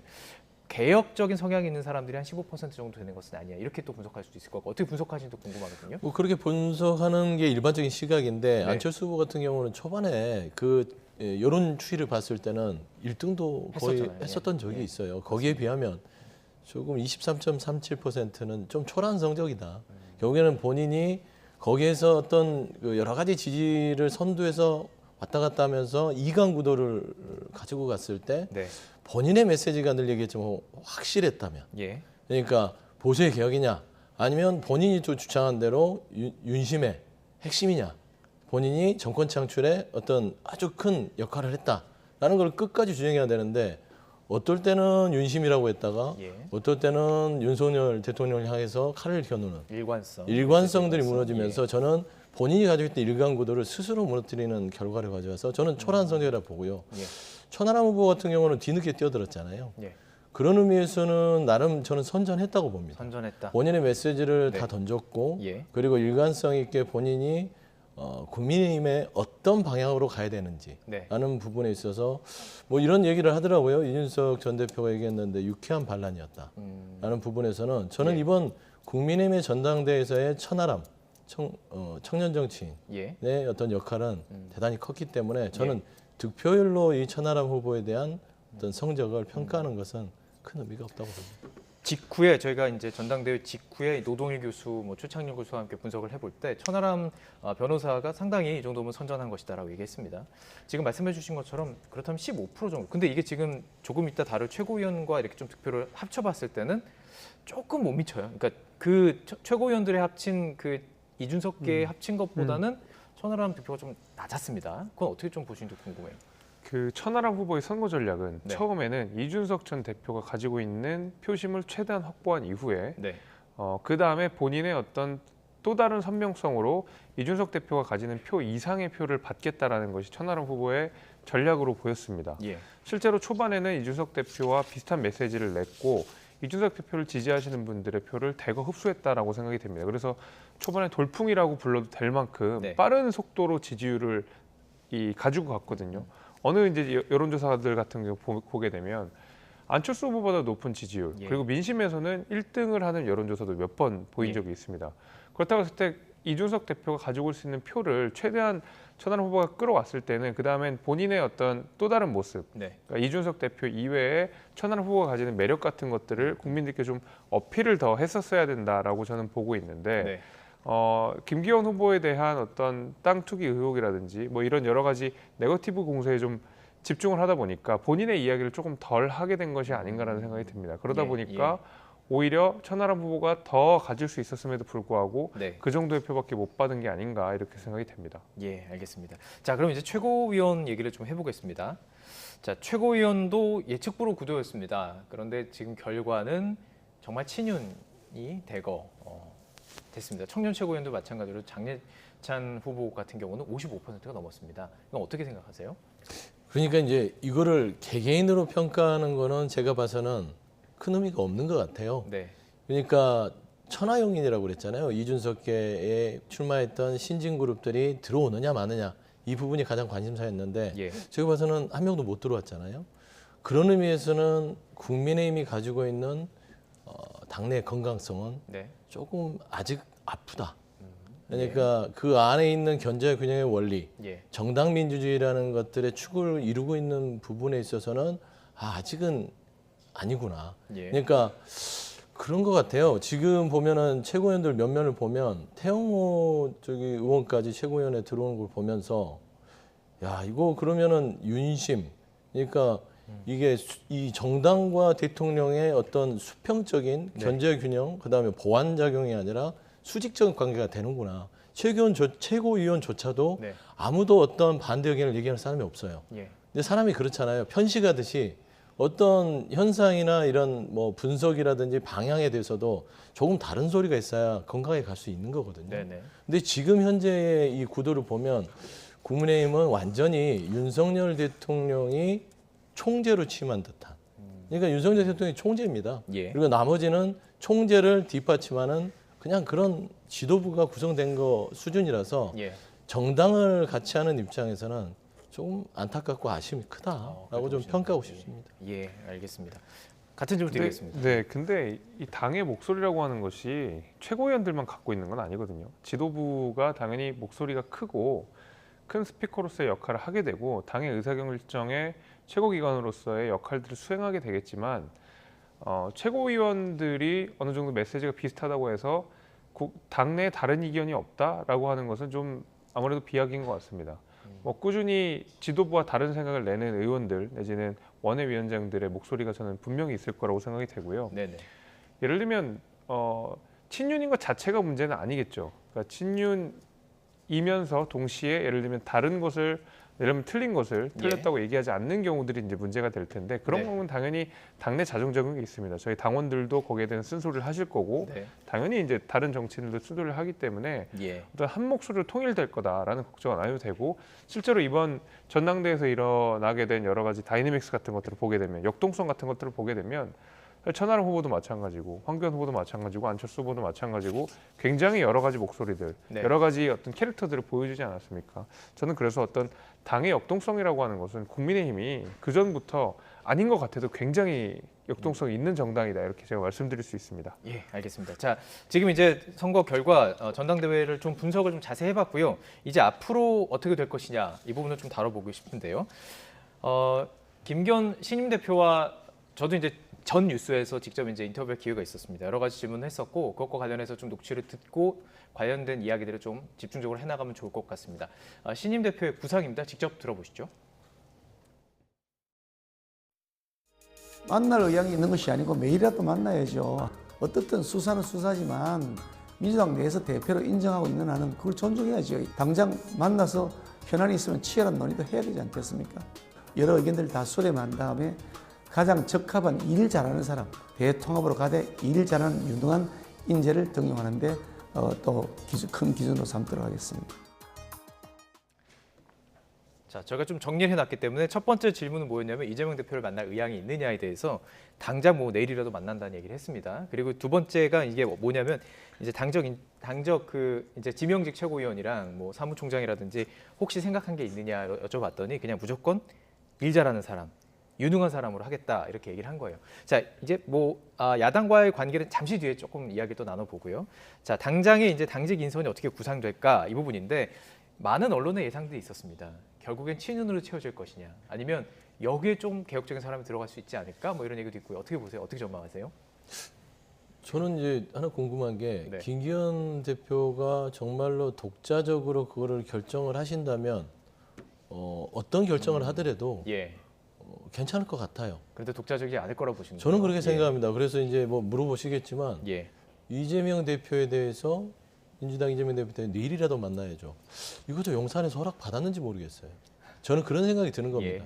결국에는 제가 이제 뭐 축하는 드립니다. 고생을 많이 하셨으니까 전당대회 하시고 마음고생도 많이 하셨을 텐데 축하드리고 그러지만 지금 현재 우려하는 것들은 정말 집권여당의 국민의힘의 대표가 새로 되셔서 본인이 어느 정도의 본인의 목소리를 선거에 보여줬던 반사체 어떤 정치가 아니라 본인의 목소리를 보여줘야 되는데 말하자면 내일이라도 만나야 되는데 갑자기 안 만난다고 그러면 이것도 용산의 의중이냐라는 얘기들. 그다음에 지도부를 구성하는 데 있어서의 친윤이냐 아니면 탕평을 통해서 연포탕 얘기하셨잖아요. 그러면 보수개혁에 대한 부분들을 하는 거에 있어서 본인이 정말 그걸 낙점할 수 있느냐라는 것들이 저는 첫 발부터 시험대라고 봅니다. 저는 좀 과하게 표현하면 이런 상상을 했어요. 김기현 대표를 당대표를 만들어가는 이 일련의 과정을 보면서 마리오네트라는 그 줄인형이 있습니다. 그런데 이 마리오네트가 김기현 대표고요. 이 줄이 윤핵관이에요. 그리고 이걸 조정하는 게 윤석열 대통령이다. 그렇게 돼서는 아니 되는데 저는 그래서 첫 행보가 과연 김기현 대표가 독자적인 정치 행보를 할 수 있는지 그게 주목되기 때문에 첫 번째 야당 대표를 만나는 게 정말 진심인지 만난다고 환영하고요. 두 번째는 인선함에 있어서 정말 친윤계 윤핵관들의 어떤 그 줄에 놀아나지 않는지 이런 부분들은 좀 지켜볼 숙제일 것 같습니다. 지금 이야기 나누는 건 사무총장에는 뭐 이철규, 윤재욱, 이양수 그리고 또 사무총장이 또 중요한데 장제원 의원 이야기 나오고 있고요. 그리고 이제 뭐 대변인 정도가 있을 텐데 당내 분위기는 어때요? 아직 제가 분위기를 정확히는 모르겠습니다. 근데 한 가지 확실한 것은 뭐 장제원 의원 같은 경우에는 아직 본인한테 혹시 이렇게 저한테 전혀 뭐 그런 건 없었고요. 이제 장제원 의원의 경우에는 저는 사무총장직을 맡기는 어려울 거라고 보는 게 이번 전당대회 때 한 가지 어떤 특징적인 일을 꼽자 그러면 전당대회 윤핵관이라고 불리는 분들이 뒤로 쭉 빠졌다라는 거거든요. 그러니까 천하람 후보가 집요하게 그 윤핵관들에 대한 공격을 많이 해왔고 특히 후보자 토론회 가운데서는 천하람 후보가 김기현 후보를 향해서 장제원 의원을 중용할 생각이 있느냐에 대해서 김기현 후보가 아니라는 답변을 분명하게 했었습니다. 그러다 보니까 사실 윤핵관 세력이라고 하는 분들에 대한 당원들의 반감도 분명히 있고 김기현 후보를 지지함에 있어서 김기현 후보가 윤석열 대통령과 호흡을 잘 맞춰서 여당을 잘 이끌어 갈라라는 준엄한 명령인 것이지 예를 들면 윤핵관 세력들에 대해서 이렇게 저렇게 휘둘리라고 그 당대표를 만들어 주신 건 아니거든요. 그래서 네. 당원들의 판단도 그렇고 당원들의 어떤 표의 흐름이라든지 표의 의미라든지 이런 것들을 생각해 본다 그러면 네. 김기현 후보가 오히려 좀 비판 여론이 높은 일부 의원들을 직접적으로 전면에 배치하기는 어려울 거라고 생각이 되고 예. 뭐 김기현 후보가 당선 수락 연설에서도 이야기했던 것처럼 연포탕, 그 연대 포용, 탕평이라는 어떤 큰 원칙에 맞춰서 네. 다양한 인재들을 중용하시지 않을까라는 생각이 있습니다. 알겠습니다. 그러니까 이 과정을 봐야 됩니다. 이 언론은 이제 이걸 집중하는 거예요. 그래서 이거 가지고 행간을 읽고 분석하고 이야기를 할 텐데 과연 어떤 선택을 할지 또 분석들이 나올 수밖에 없는 상황입니다. 자, 그렇다면 이제 당내 어떤 내용 같은 거 그런 봉합 과정도 상당히 중요하잖아요. 지금 말씀하신 것처럼 연포탕을 만들기 위해서는 화학적인 결합도 필요할 것이고 막 조미료도 쳐야 되고 막 하는 거잖아요. 근데 전대 과정에서 나왔던 울산 땅 의혹, 이게 지금 황교안 후보가 지적했던 부분이고요. 안철수 후보가 지적했던 대통령실 선거 개입 의혹 같은 경우는 이제 공수처 고발까지 이루어졌어요. 그리고 뭐 아직까지는 얘기는 없지만 바로 직전까지는 이거 전대 끝나도 갖고 가겠다 이 얘기가 나왔었단 말이에요. 이 부분은 과연 어떻게 봉합할 것이냐. 지금 뭐 이후에 인터뷰하는 내용들을 보면 조금 두루뭉술하게 말씀하시기 때문에 구체적으로 어떻게 될지도 상당히 궁금한데 이게 봉합이 될 수 있다고 보세요? 그런 수준이라고 보십니까? 이 두 가지 문제는요 봉합의 문제가 아닙니다. 예. 그러니까 말을 하자면 당내에서의 어떤 정치력에 대한 부분들에 대한 평가나 예. 이런 게 아니라 이건 불법 행위에 대한 얘기를 하는 것이죠. 예. 그러니까 부동산 땅 투기 의혹 이거는 드러난 게 본인이 김기현 지금 대표가 얘기하는 것대로 뭐 지하철 아니 그 KTX 터널이 지나가면 어떻게 거기에 땅을 사겠냐 이 정도 수준이지만 그게 중요한 게 아닙니다. 지금 김기현 대표가 울산시장 시절에 그 울산에 있으면서 부동산 전문 변호사로서 김정권이라는 사람과의 어떤 관계를 통해서 왜 토지를 거래해 왔던 사람이 시장이 되고 나서 김정권에게 왜 그 민간개발 인허가를 시장한테 해줘서 예. 한 1000세대 아파트를 개발하게 해줬는지 예. 이런 것들은 수사 영역이죠.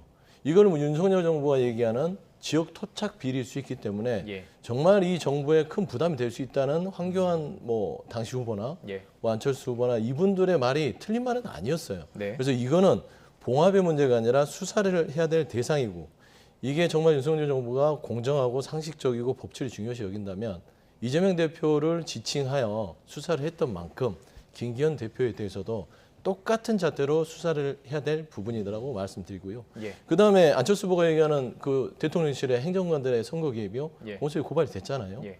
이거는 뭐 취하할 여지가 없습니다. 예. 왜냐하면 명백하게 공무원의 중립성 위반이 있고 예. 여기에 대해서는 대통령실이 그렇죠. 대통령실이 이거를 조치하지 않고 지금 뭉개고 있는 상황이기 때문에 이것도 봉합의 문제가 아니라 예. 명명백백하게 예. 불법적이냐 아니냐를 판단을 받아야 될 문제이기 때문에요. 예. 이 부분에 대해서는 김기현 대표가 굳이 어떻게 빠져나갈 방법은 없는 것 같습니다. 민주당도 안 빠져 그냥 놔두시지는 않을 것 같은데요. 예. 그 예. 법치를 중요시 여기는 나라기 때문에요. 예. 저희도 그 부분에 대해서는 똑같은 잣대로 수사를 하는지를 지켜볼 것입니다. 알겠습니다. 이 부분도 같은 질문 드리겠습니다. 예. 그 김기현 후보의 울산 땅 의혹과 관련돼서는 이미 2021년에 민주당에서도 TF를 만들어서 파헤친 적이 있었습니다. 그리고 이제 울산 시장을 하던 때에 여러 차례 이제 검찰의 네. 수사, 뭐 소환 이런 것들에 응했던 적도 있었기 때문에 사실 이번에 김기현 후보에 대한 의혹들을 민주당에서 파낸다고 했을 때 얼마나 더 새로운 내용들을 가져올 수 있을지는 사실 저는 의문입니다. 그리고 늘 경선 후에는 일종의 진통이 늘 있습니다. 예. 그 진통을 어떻게 극복해 나가고 그 진통을 잠재울 것이냐 이게 더 큰 문제라고 생각이 되는데 네. 오늘 네 후보 모두가 사실 하나 되는 목소리들을 이제 선거 끝나고 나서 예. 얘기를 했고요. 예. 경선 과정에서 이 정도의 네거티브 공방은 저는 굉장히 가벼운 수준이라고 생각하거든요. 예. 오히려 이제 민주당 같은 경우에는 대선 과정에서 나온 것이 바로 대장동 의혹 이런 것들 아닙니까? 예. 이재명 대표에게 굉장히 심각한 지금 사법 리스크로 작용하고 있는 여러 가지 리스크들은 사실 다 민주당 발로 나온 것들이거든요. 그런 거에 비하면 사실 그 김기현 후보의 울산 땅 의혹과 관련된 내용들은 이미 민주당에서도 그리고 국민의힘에서도 한두 예. 차례씩 검증이 된 내용이기 때문에 예. 좀 특별할 무언가가 있을까 저는 예. 그런 생각이 좀 듭니다. 봉합할 수 있는 수준이다. 뭐 저는 이렇게 그렇게 좀 들리는 봅니다. 것 같네요. 예. 자, 그럼 이제 야당과의 관계를 좀 집중해서 여쭤보도록 하겠습니다. 민주당에서도 김신임 대표 당선의 입장을 냈습니다. 김 대표를 윤 대통령의 대리 대표, 바지 대표 이렇게 평가절하했는데요. 이 내용도 준비했습니다. 함께 들어보시죠. 대통령실의 지속적인 전대 개입으로 김기현 후보의 선출은 윤석열 대통령의 대리 대표, 바지 대표라는 한계를 안고 출발할 수밖에 없습니다. 여당 신임 당대표 선출을 축하해야 마땅하지만 대통령의 당무 개입, 부도덕한 땅 투기 의혹으로 얼룩진 김기현 대표에게 축하를 보내기는 어렵습니다. 오늘로써 국민의힘의 정당 민주주의는 완전히 사망했습니다. 네, 아무래도 이제 수위 높은 걸 저희가 좀 뽑아오긴 했습니다. 그래도 이렇게 첫 신임 대표인데 이렇게 네. 강력하게 이야기한다는 것은 어떻게 보십니까? 지금 협치 과정 속에서 뭐 그동안 뭐 사이도 틀어진 부분도 있지만 어떻게 이게 좀 관계 개선이 될 수 있는 여지는 있을까요? 뭐 정치라는 게 늘 여지를 두고 하는 것인데요. 지금 현재 보면 윤석열 정부 들어서 야당, 민주당에 대한 협치에는 실종된 지 오래죠. 저는 처음 봤어요. 정말 이 정부가 뭘 하고 싶은 게 있는 건지. 네. 하고 싶으면 요소야대 하면서 거대 야당의 횡포라고 얘기하지 말고 협치의 대상으로서 야당의 손을 내밀고 같이 논의를 하고 뭔가 설득을 하는 과정들이 있어야 되는데 예. 그냥 야당을 압박하고 탄압하고 뭔가 눌러버리는 듯하면서 여야의 관계가 경직돼 버렸습니다. 네. 결국엔 그런 결과들이 지금 축하를 해야 됨에도 마땅함에도 불구하고 네. 축하를 드릴 수 없다라는 것인데 축하의 마음은 있죠. 저는 축하드립니다. 예. 그런데 저는 김기현 후보를 보면서 아니 대표죠 이제 김기현 대표를 보면서 네. 좀 안타까운 게요. 원래 사람이란 게 고생 뒤에 낙이 와야 되거든요. 예. 근데 지금 오늘 이 당선된 거를 보시고 나서 저희 안호영 수석 대변인도 얘기했지만 행복 끝 불행 시작이다. 저는 그런 생각이 들어요. 예. 그러니까 예. 김기현 대표에게 다가설 부분들의 두 가지 축이 하나는 정말 그 바지 대표라고 했지만 제가 아까 얘기했듯이 마리네오트처럼 줄인형으로서 당대표가 되면 본인의 정치로서도 불행하고요. 예. 두 번째는 이 전당대회 과정에서 드러난 본인의 부동산 땅 투기고. 네. 근데 이게 참 우연치 않게 이게 정말 한동훈 법무부 장관과 윤석열 대통령이 싫어하는 네. 지역 토착 비리에 준할 수 있다라는 점에서는 이 두 가지를 안고 시작하는 이 한계가 예. 불행의 시작이지 않을까라는 점에서는 예. 좀 안타까운 마음에 축하의 마음을 전달하기보다는 좀 안타깝다라는 좀 말로 대신하고 싶습니다. 그러니까 민주당의 어떤 스탠스, 자세를 볼 수가 있었는데 네. 자 문제는 지금 갈 길이 멀다는 겁니다. 지금 윤석열 정부가 집권 2년 차로 들어서고 지금 외교적인 것들도 이제 빠르게 해결하기 위해서 발버둥을 치고 있고 오늘 저희가 질문을 드렸어요. 바로 이제 그 신임 대표에게 가장 민생 법안 신경 쓰는 게 어떤 것 있냐 얘기했을 때 뭐 노동개혁, 그 개혁을 얘기했거든요. 자 그렇다면 입법 분야가 따라와야 되면 거대 야당과 손잡을 수밖에 없고 그래야 입법 부분이 해결이 될 것이고 그러면 어쨌든 지금 야당과의 협치는 필요한 상황인데 지금 말씀하신 것으로 봐서는 쉽지는 않을 것 같아요. 내일 당장 만나더라도 쉽지는 않을 것 같은데 이걸 어떻게 보완이 있을까요? 어떤 게 있을까요? 그냥 뭐 설득하는 과정이 분명히 필요하다고 생각합니다. 뭐 네. 노동개혁, 연금개혁, 뭐 다들 교육개혁까지 그 3대 개혁이라고 하는 걸 사실 국회 협조가 없으면 이루어지기가 불가능한 일이기 때문에 네. 당연히 여소야대 국면 속에서 김기현 대표가 야당이랑 적극적으로 협력하고 어두울 편은 또 얻어오고 해야 되는 역할들이 이제 본인에게 남아 있는 것이죠. 네네. 근데 김기현 대표가 그 전에 당 대표이기 이전에 원내대표이기도 했거든요. 원내대표 과정에서 제가 알기로는 협상이라든지 아니면 이런 그 민주당과의 어떤 밀고 당기기를 굉장히 잘했다라고 알고 있습니다. 그러니까 말 그대로 쉽게 말해서 말이 되는 사람이고 민주당과 협상이 좀 잘 되는 사람이다. 대화가 가능한. 그렇죠. 대화가 예. 되는 사람이다. 이제 이런 얘기들 평이 늘 있어왔기 때문에 저는 이제 당 대표가 됐기 때문에 그 전과 좀 다른 모습들을 좀 보여줄 거다라는 생각이 들고 네. 민주당 김기현 대표가 직접 이야기했듯이 예. 이재명 대표랑도 당장 내일 만나겠다라는 의지를 보여주고 있는 거 아니겠습니까? 이 정도로 적극적으로 민주당과의 소통 의사를 보였던 후보 내지는 정치인은 없었던 걸로 제가 알고 있습니다. 국민의힘 내에서는요. 예. 그렇기 때문에 저는 김기현 대표는 적극적으로 민주당과의 협치를 보여줄 것 같다는 생각이 좀 듭니다. 예, 알겠습니다.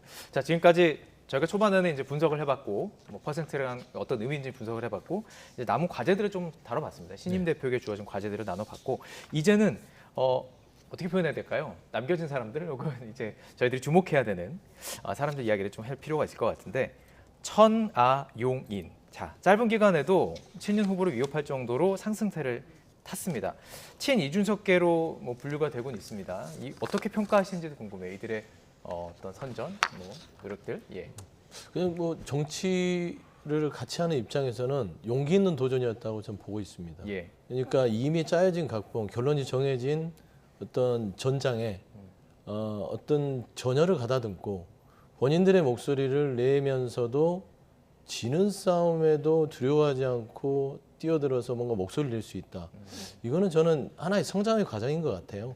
멋있다고 보시는 거죠? 그렇죠. 저는 그렇게 봅니다. 왜 그러냐면 그래서 아까 제가 말씀했다시피 어떤 몇만 표를 받았냐, 몇 %를 받았냐 이 분석이 그들에게 필요가 없는 건 예. 그들은 지금 윤핵관에 빠져 있는 부분들 그리고 정당 민주주의라는 부분들 예. 그리고 한 사람에 의해서 지배되는 어떤 보수의 어떤 여러 가지 정치 환경을 좀 다양한 목소리로 한번 바꿔보자. 예. 라는 점에서는 또 이제 나이도 그렇지만 젊은 정치인들이 이야기를 한 거죠. 예. 메시지를 던진 겁니다. 예. 물론 승자는 있지만 그 패자가 됐지만 뒤돌아서서 당원들은 생각할 거예요. 그러면 어떤 생각을 할 것이냐면 김기현 대표가 과연 정말로 본인이 스스로가 일어설 수 있는 당대표로서 하지 않으면 예. 또 윤심이 작용하고 윤핵관들이 또 어떤 역동성을 막아서 마음대로 또 당을 휩쓴다면 예. 당원들이 그때는 가만히 있지 않겠죠. 그리고 그들의 메시지를 기억할 것이고 그들의 메시지를 통해서 다시 한번 뭐 이번에 당원들이 선택을 하셨지만 예. 또 이제 나중에 총선에서는 당원만 있는 게 아닙니다. 중도층도 있습니다. 예. 국민도 그런 부분들을 이 지금 용감한 도전을 했던 예. 이들의 메시지를 기억할 것이다라는 점에서는 좀 의미가 좀 크다고 저는 생각하고 있습니다. 한 사람의 어떤 정치인을 바라보는 그 시각으로 말씀해 주신 것 같습니다. 조금 더 생각이 다르실 것 같아요. 진짜 뭐 대해받고 피부로 다 보는 분들이고 친한 그렇죠. 분들 계실 텐데. 예, 다 가까운 분들이고 네. 옆에서 이제 지켜봤던 결과로 그래서 저는 굉장히 의미 있는 도전이었다라고 생각이 되고 앞서서 이제 대변인께서 말씀해주신 대로 뭐 이길 수 없는 전장에 싸워서 싸웠다는 거 아닙니까? 근데 이들이 천하용인이라고 불리는 사람들의 특징이라 그러면 대개 이기는 싸움을 거의 안 해본 사람들이라는 거죠. 거의 지는 싸움에 들어가서 예. 졌거나 유일하게 이준석 대표 정도가 지난 전당대회 때 당대표가 됐던 거 말고는 천하로 보는 순천에 가서 3%의 지지율을 받았던 것이고 이준석 전 대표 같은 경우에는 노원병에서 3번이나 연거푸 그 낙선을 하게 되는 고배를 마셨는데 예. 그러다 보니까 어떤 당락으로 이 사람들이 출마를 한다기보다는 어떤 명분이라든지 정치적 공간이 생겼을 때 출마한다고 봅니다. 네. 천하람 후보 역시도 유승민 전 의원이 불출마 선언을 했고 그다음에 당원들 가운데서도 개혁을 바라시는 분들 예. 나아가서는 윤핵관들을 좀 심판하고 싶다라고 하시는 분들의 정치적 공간이 분명히 있는 것이거든요. 그 정치적 공간을 메워줬다는 면에서 저는 당원들 그 많지 않지만 15%에 달하는 그 당원들의 예. 적어도 정치적 효능감과 당심을 달래줬던 후보들이 아니었나 생각이 듭니다. 예, 정치적 공간이라는 표현이 참 와닿는 것 같습니다. 자, 그렇다면 이제 정치적 공간 중에서도 대권을 향한 공간들이 또 많이 있는데 지금 오늘은 이제 국민의힘 얘기를 쭉 하는 시간이니까요. 자, 권성동, 나경원, 유승민 지금 중도에 포기했던 중진 3인방입니다. 이들의 행보도 궁금하고 좀 잠시 후에 또 이준석 전 대표에 대해서 좀 여쭤보고 싶습니다. 이들의 행보는 어떻게 볼 수 있을까요? 뭐 일단은 뭐 다들 바라보는 시선은 대권일 것인데 현재로서는 지금 어떤 움직임을 할 수 있는 상황이 아니겠죠? 대권을 그 세 분이 바라보고 있을까 싶어요. 아, 그래요? 예, 이번에 선택대로 보면 예. 지도자로서의 한계를 드러내지 않았을까요? 저는 국민들을 그렇게 판단한다고 봅니다. 나경원 전 의원 같은 경우도 불출마 선언을 했던 것들은 윤심에 무릎 꿇고 갔지만 결국에는 그 메시지는 뭔가 아쉬움을 남기면서 그나마 여지가 있었어요. 근데 그 뒤의 행보를 보면서 야, 저분은 이제 더 이상의 어떤 정치적 한계가 공천이구나. 그러니까 공천 정도로 어느 정도 여러 가지 이면적인 함의가 있었겠구나는 생각이 좀 들어요. 그럼 유승민 전 의원은? 유승민 전 의원은 나름대로 저는 대선에 도전할 만하다고 개인적으로 판단하고 있습니다. 예. 왜 그러냐면 그 부분은요. 예. 굳이 나경원 전 의원까지 이렇게 무릎 꿇치는 말하자면 당무 개입이 너무 노골적인 그리고 이미 기울어진 운동장에서 예. 본인 스스로가 낼 수 있는 메시지들이 중량감 있게 메시지를 내고 나서 그냥 사라지기에는 너무 본인이 판단을 정치적으로 아니다 생각한 것 같아요.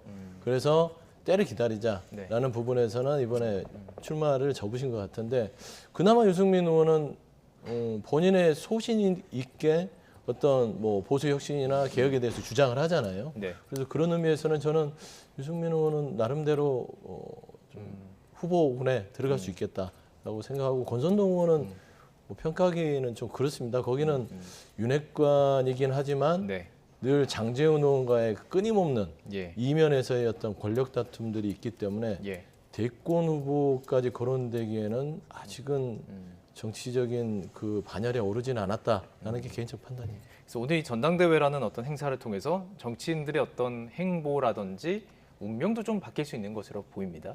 자, 그렇다면 이준석 전 대표 어떻게 보세요? 그 지원했던 어쨌든 후보들은 어쨌든 뭐 되지는 않았습니다. 성공적이진 못했고 지금 뭐 인터넷에서는 이렇게 SNS에서는 내일을 위해 더 정진하겠습니다 이렇게 밝혔는데요. 어떻게 보세요?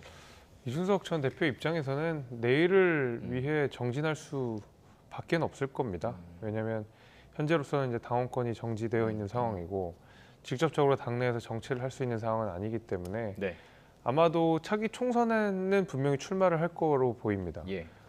그 출마를 해서 당선이 돼 온다 그러면 어떤 정치적 복귀, 또 화려한 복귀가 되겠죠. 복귀로서 자신이 어떤 또 다른 정치적 여정들을 나아갈 수 있는 기회가 될 것이고 그 전까지는 사실 선거랄 게 없거든요. 총선을 앞두고. 근데 정치는 또 선거로서 자신의 입지를 보이는 것이기 때문에 그 전까지는 아마 조금 스스로를 다지고 앞으로 뭐 그동안 늘 지적이 되어왔던 세력의 문제. 과연 이준석 대표는 본인과 같이 정치할 사람들이 있는가, 같이 옆에 서 있을 사람들이 있는가, 여기에 대한 고민들, 세력 구축 이런 것들을 하는 기초 다지기 작업들을 더 하지 않을까 생각이 됩니다. 예, 알겠습니다. 오늘 여기까지 듣도록 하죠. 오늘 나이트 포커스 김재석 국민의힘 도봉구 갑 당협위원장, 서용주 더불어민주당 상근 부대변인과 이야기 나눠봤습니다. 고맙습니다.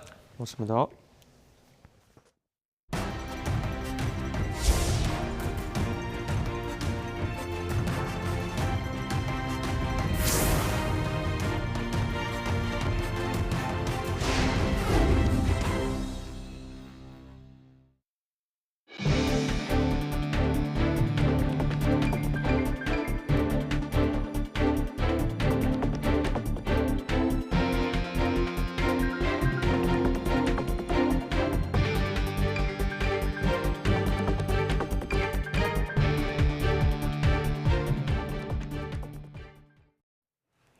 뉴스나이트 이어갑니다.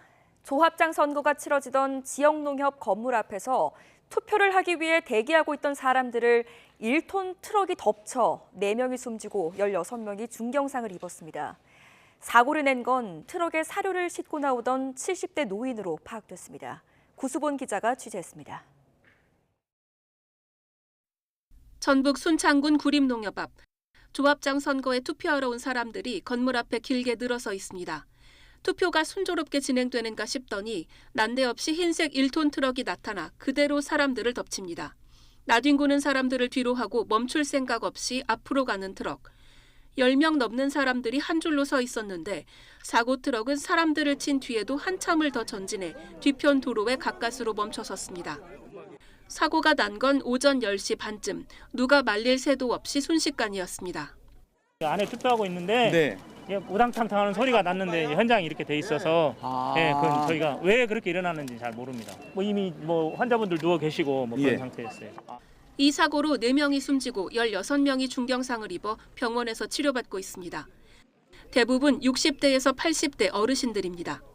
중상 인원은 추후 변경될 수 있으며 사상자에 대해서는 응급 조치 후 순창 구급 등 16대 48명이 전남대학교 병원 등 11개 병원으로 분산 이송하였습니다. 트럭 운전자 70대 남성은 현장에서 체포됐습니다. 운전자는 조합장 투표를 마치고 창고에서 사료를 싣고 가던 길에 사고를 낸 것으로 전해졌습니다. 사료를 6포를 사갖고 오면서 본인 말에 의하면 브레이크를 잡은다는 것이 악셀에다 밟고 계속 와본 거예요. 사람을 쭉쭉 밀고 와버린 거예요. 경찰은 운전자 진술과 CCTV 영상으로 정확한 사고 경위를 조사하고 있습니다. YTN 구수본입니다. 서울 강남경찰서는 음주운전 혐의로 아이돌 그룹 위너 출신 가수 남태현 씨를 불구속 입건했습니다. 남 씨는 오늘 새벽 3시 20분쯤 서울 강남구 신사동에 있는 거주자 우선 주차구역에서 술을 마신 채 7m가량을 운전한 혐의를 받습니다. 남 씨는 주차되어 있던 자신의 차량 앞에 서 있다가 차 문을 열며 옆을 지나던 택시에 사이드미러를 치고 차에 타 운전한 것으로 조사됐습니다. 측정 결과 남 씨의 혈중 알코올 농도는 면허 취소 수치였습니다. 경찰은 조만간 남 씨를 불러 정확한 경위를 조사할 예정입니다. 네, 경남 합천에서 산불이 발생해 아직까지 꺼지지 않고 있습니다. 올해 처음으로 산불 대응 단계 3단계가 발령됐는데 산림청과 경상남도는 밤샘 진화 작업을 진행하고 있습니다. 박정혁 기자가 취재했습니다. 마을 전체가 자욱한 연기로 가득 찼습니다. 산불 진화 헬기 30여 대가 쉴 새 없이 물을 퍼나르며 불 끄기에 여념이 없습니다. 날이 저물자 불길이 선명하게 드러납니다. 산 아래에서 위쪽으로 불길이 번져갑니다. 밤 9시 기준으로 160헥타르 넘는 지역이 산불 영향 지역으로 확인됐습니다. 산불 진화에 투입된 인력만 700명에 육박합니다. 산불이 처음 시작된 건 오후 2시쯤. 순간 최대 풍속 초속 12m의 바람이 불면서 불길이 4km 넘게 번졌습니다. 지형이 험하고 소나무 등 침엽수가 우거져 진화에 어려움을 겪는 실정입니다. 불이 나면 급속도로 순식간에 번져나가게 됩니다. 특히 경사 지형이 있어서는 바로 올라가기 때문에 산불이 급속도로 짧은 시간에 확산이 되는 그런 특성을 갖고 있습니다. 불이 난 지역의 마을 4곳에서는 200여 명이 마을회관 등으로 대피했습니다. 주민들은 행여 마을로 화마가 덮치지 않을까 불안하기만 합니다.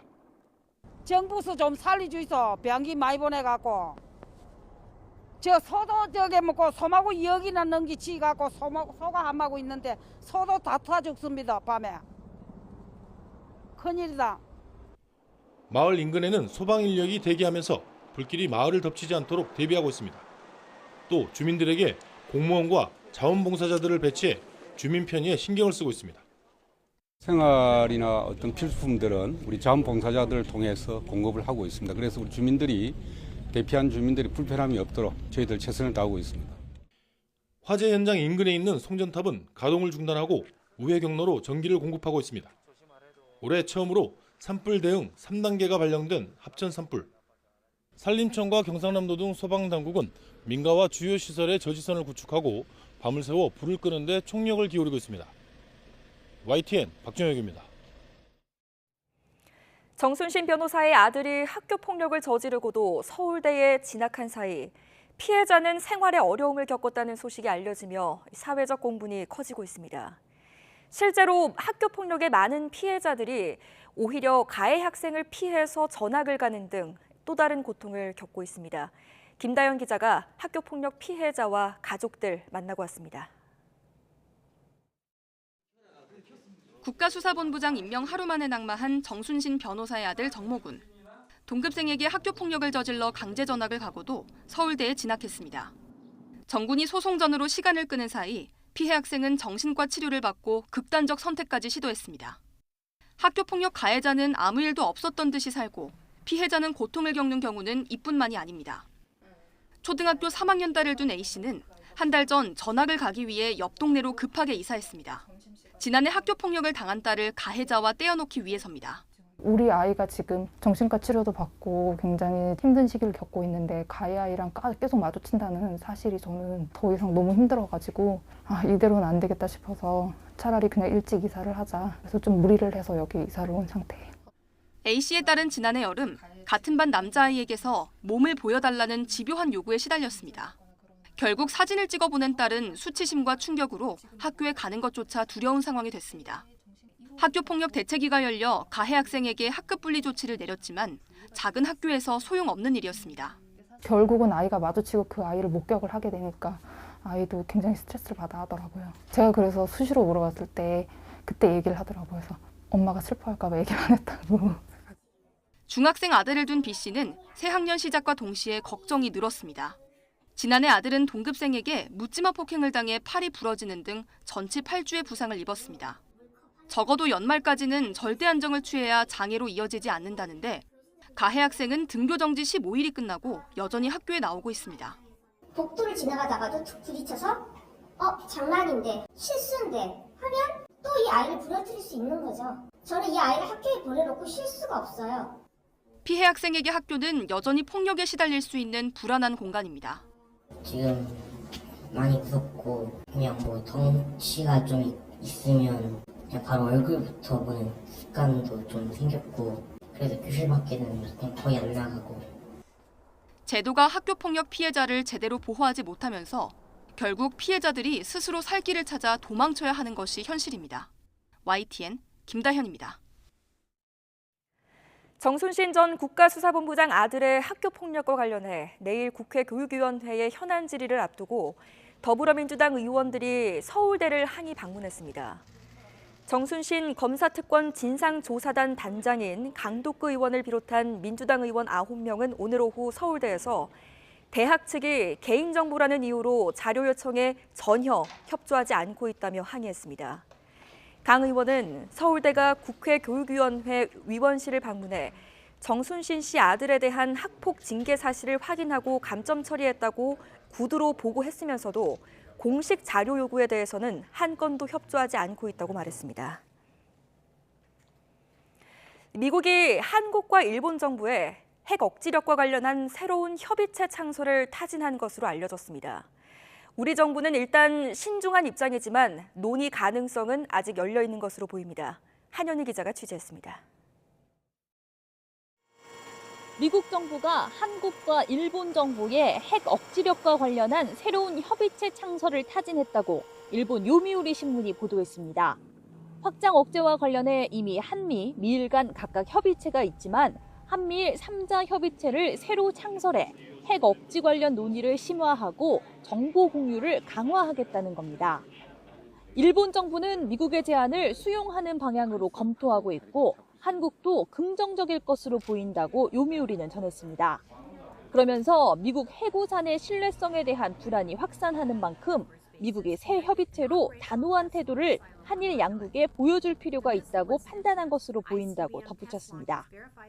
이와 관련해 우리 정부는 한미 양국이 북한의 핵미사일 위협에 맞서 확장 억제력을 강화하기 위한 다양한 협의체를 운영하고 있고 이런 협의체들이 더 효과적으로 작동될 수 있도록 긴밀히 협의하고 있다고만 밝혔습니다.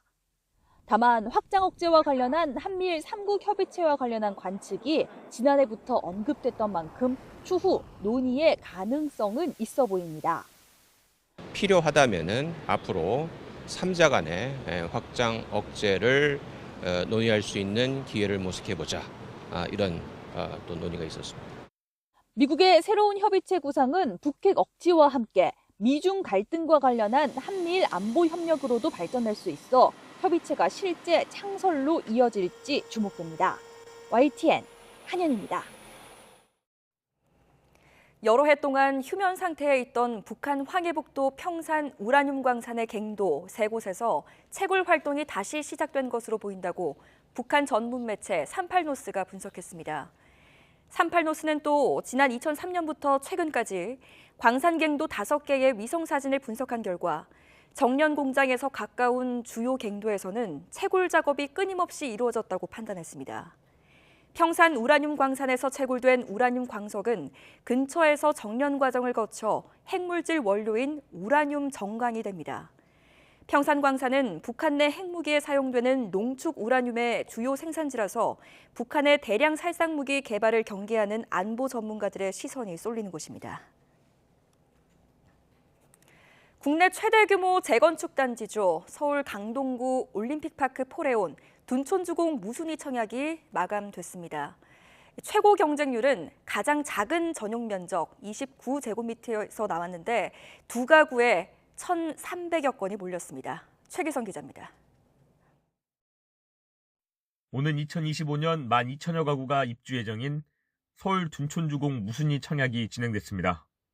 모두 899가구가 대상이었는데 41,540건이 접수됐습니다.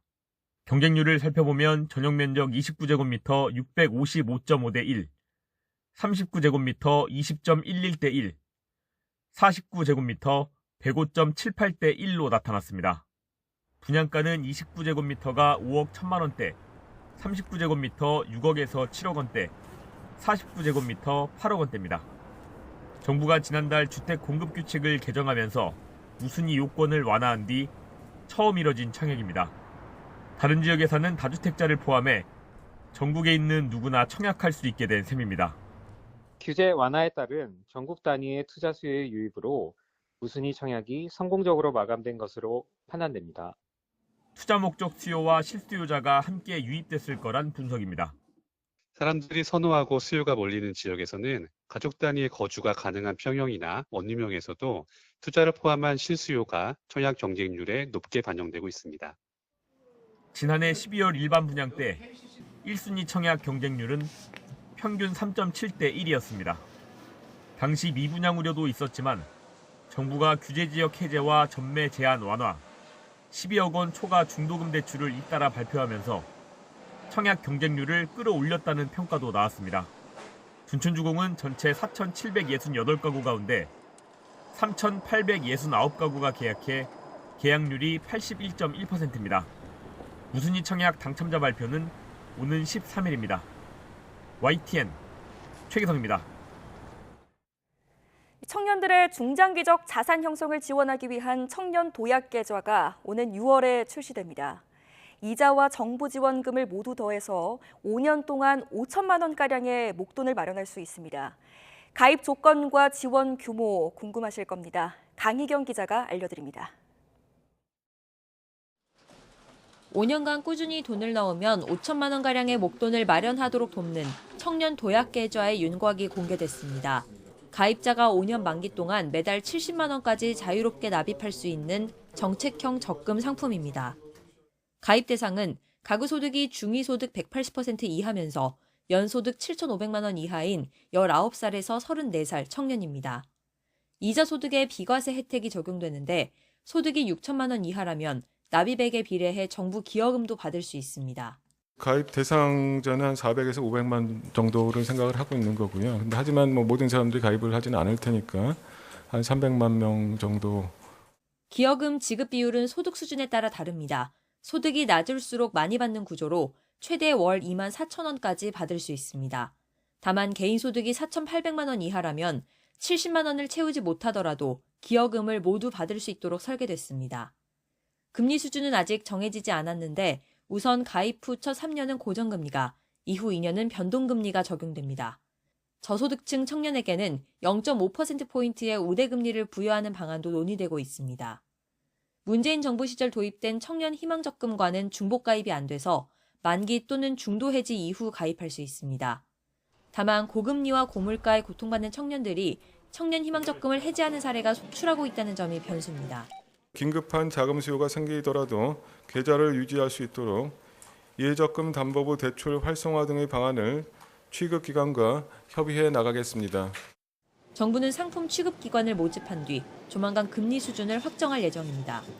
오는 6월부터 비대면으로 매달 가입 신청이 가능하고 기여금 지급 여부와 규모는 가입일로부터 1년마다 가입 자격 유지 심사를 거쳐 결정됩니다. YTN 강희경입니다. 서울시가 마포구 상암동 하늘공원에 180m 높이의 대관람차를 만듭니다. 이름은 서울링으로 정해졌다고 하는데요. 바퀴살이 없는 고리 형태로는 세계에서 가장 큰 규모입니다. 오는 2027년 완공이 목표입니다. 서울링의 구체적인 모양을 김종균 기자가 보도합니다.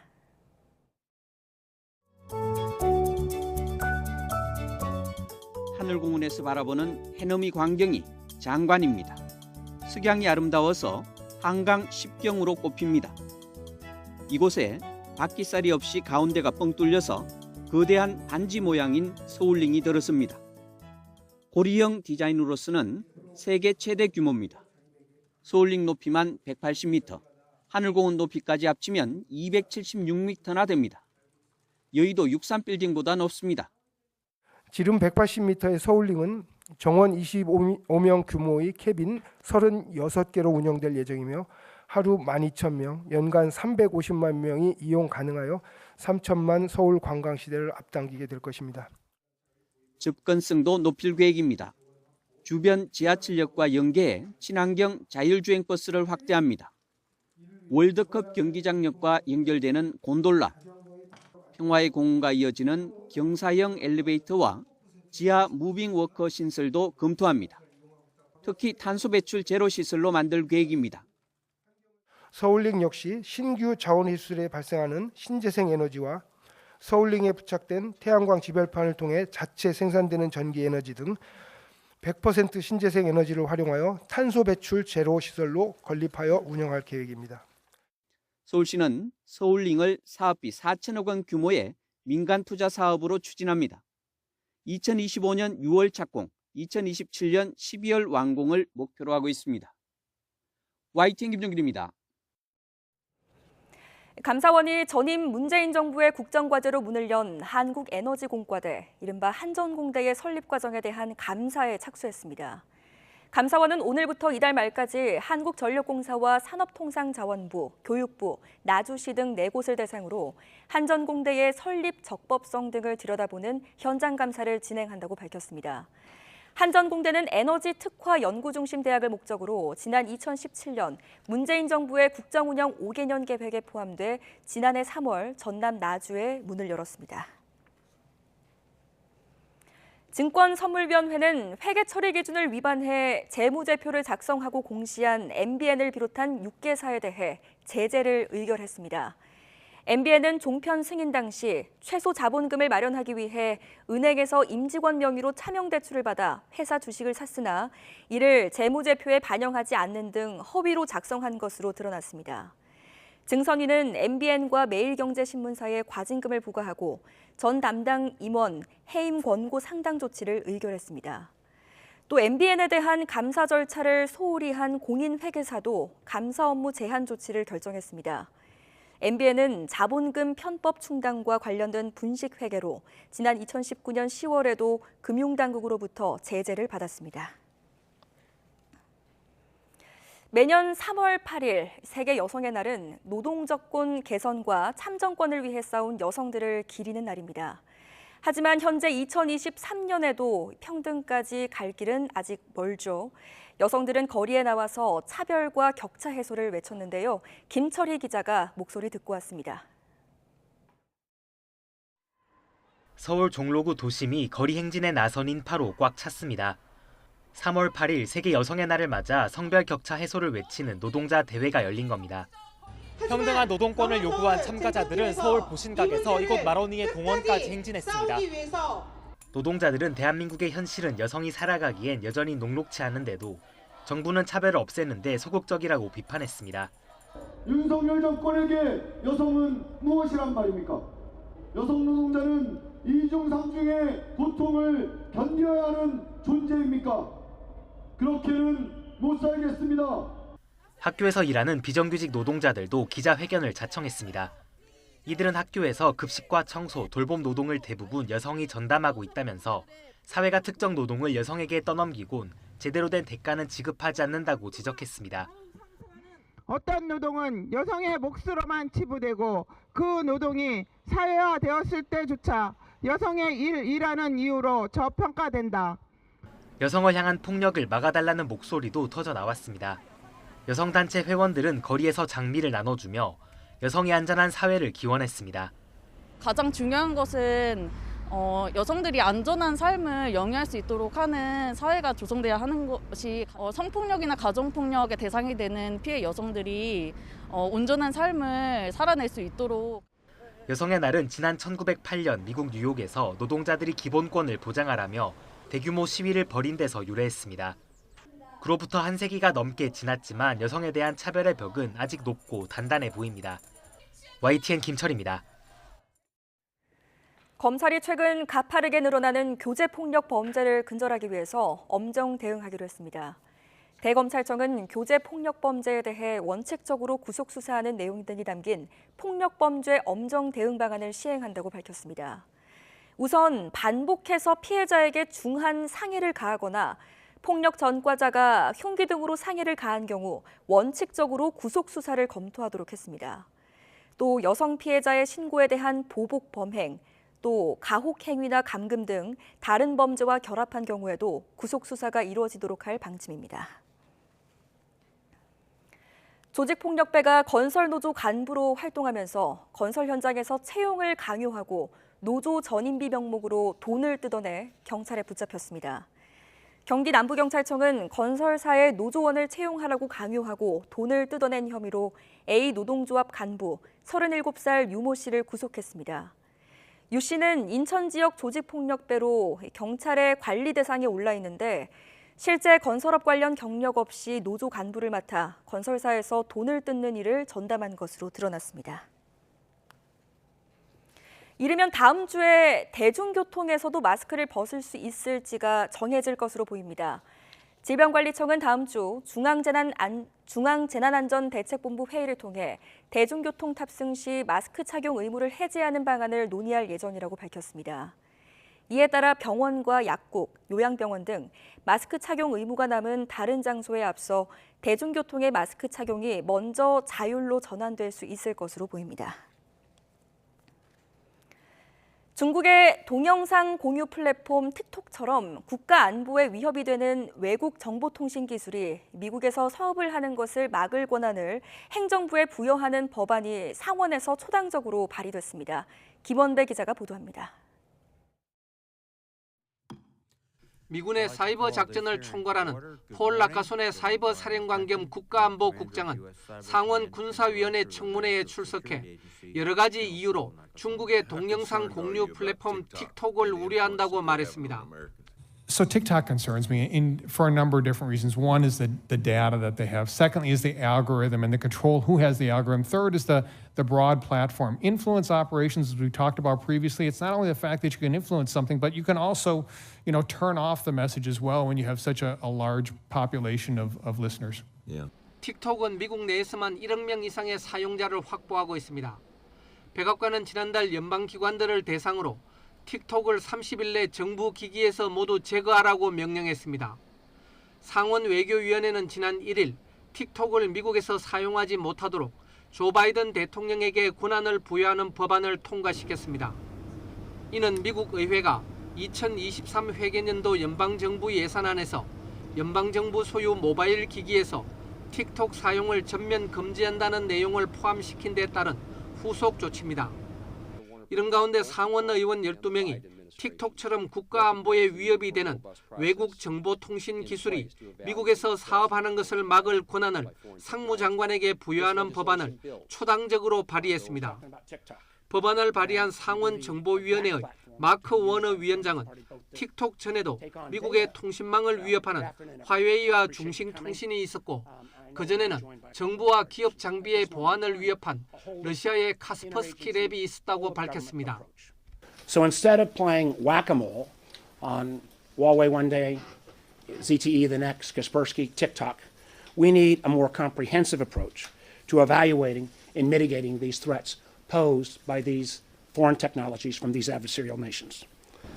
바이든 행정부는 법안을 환영하며 신속한 통과를 촉구했습니다. 제이크 슬리번 백악관 국가안보보좌관은 성명에서 이 법안은 미국 정부의 특정 외국 정부가 미국에서 운영하는 기술 서비스를 악용해 미국인의 민감한 정보와 국가안보에 위험이 되는 것을 막을 권한을 부여할 것이라고 밝혔습니다. YTN 김원배입니다. SM엔터테인먼트 주가가 카카오의 공개 매수 가격인 15만 원을 넘어서면서 카카오의 지분 확보 계획에 적신호가 켜졌습니다. 카카오의 SM 지분 공개 매수 둘째 날인 오늘 SM 주가는 어제보다 5.88% 오른 15만 8,500원에 거래를 마쳤습니다. 특히 장중 16만 1,200원까지 오르면서 상장 이후 최고가를 경신하기도 했습니다. 하이브의 공개 매수가 있을 수 있다는 기대감이 SM의 주가를 끌어올린 것으로 보이는데 이에 따라 오는 26일까지 주당 15만 원에 SM 지분 최대 35%를 확보하겠다는 카카오의 계획도 성공을 장담할 수 없게 됐습니다.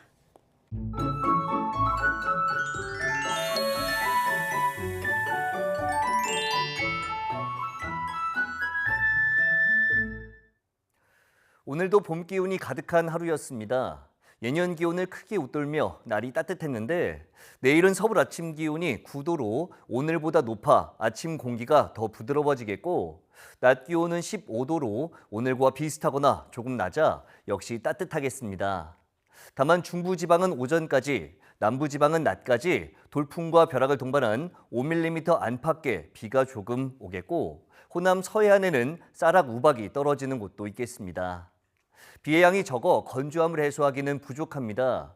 특히 동쪽 지방에는 건조주의보도 계속되고 있는 만큼 화재 예방에 더욱 신경 써주시기 바랍니다. 또 중서부와 호남, 제주도는 종일, 영남은 밤에 미세먼지 농도가 짙게 나타나겠습니다. 내일 아침 기온 예년보다 10도 안팎으로 크게 높겠습니다. 서울 9도, 대전 10도, 광주 11도, 부산 14도로 예상됩니다. 낮 기온도 예년보다 6도에서 10도가량 높겠습니다. 서울 15도, 대전 19도, 광주 22도, 대구 22도로 예상됩니다. 주 후반에는 올봄 들어 가장 따뜻한 날씨가 찾아오겠고 일요일에는 전국에 단비가 내릴 전망입니다. 날씨 정보였습니다. 뉴스나이트 마치겠습니다. 저희와 함께해 주신 여러분 고맙습니다.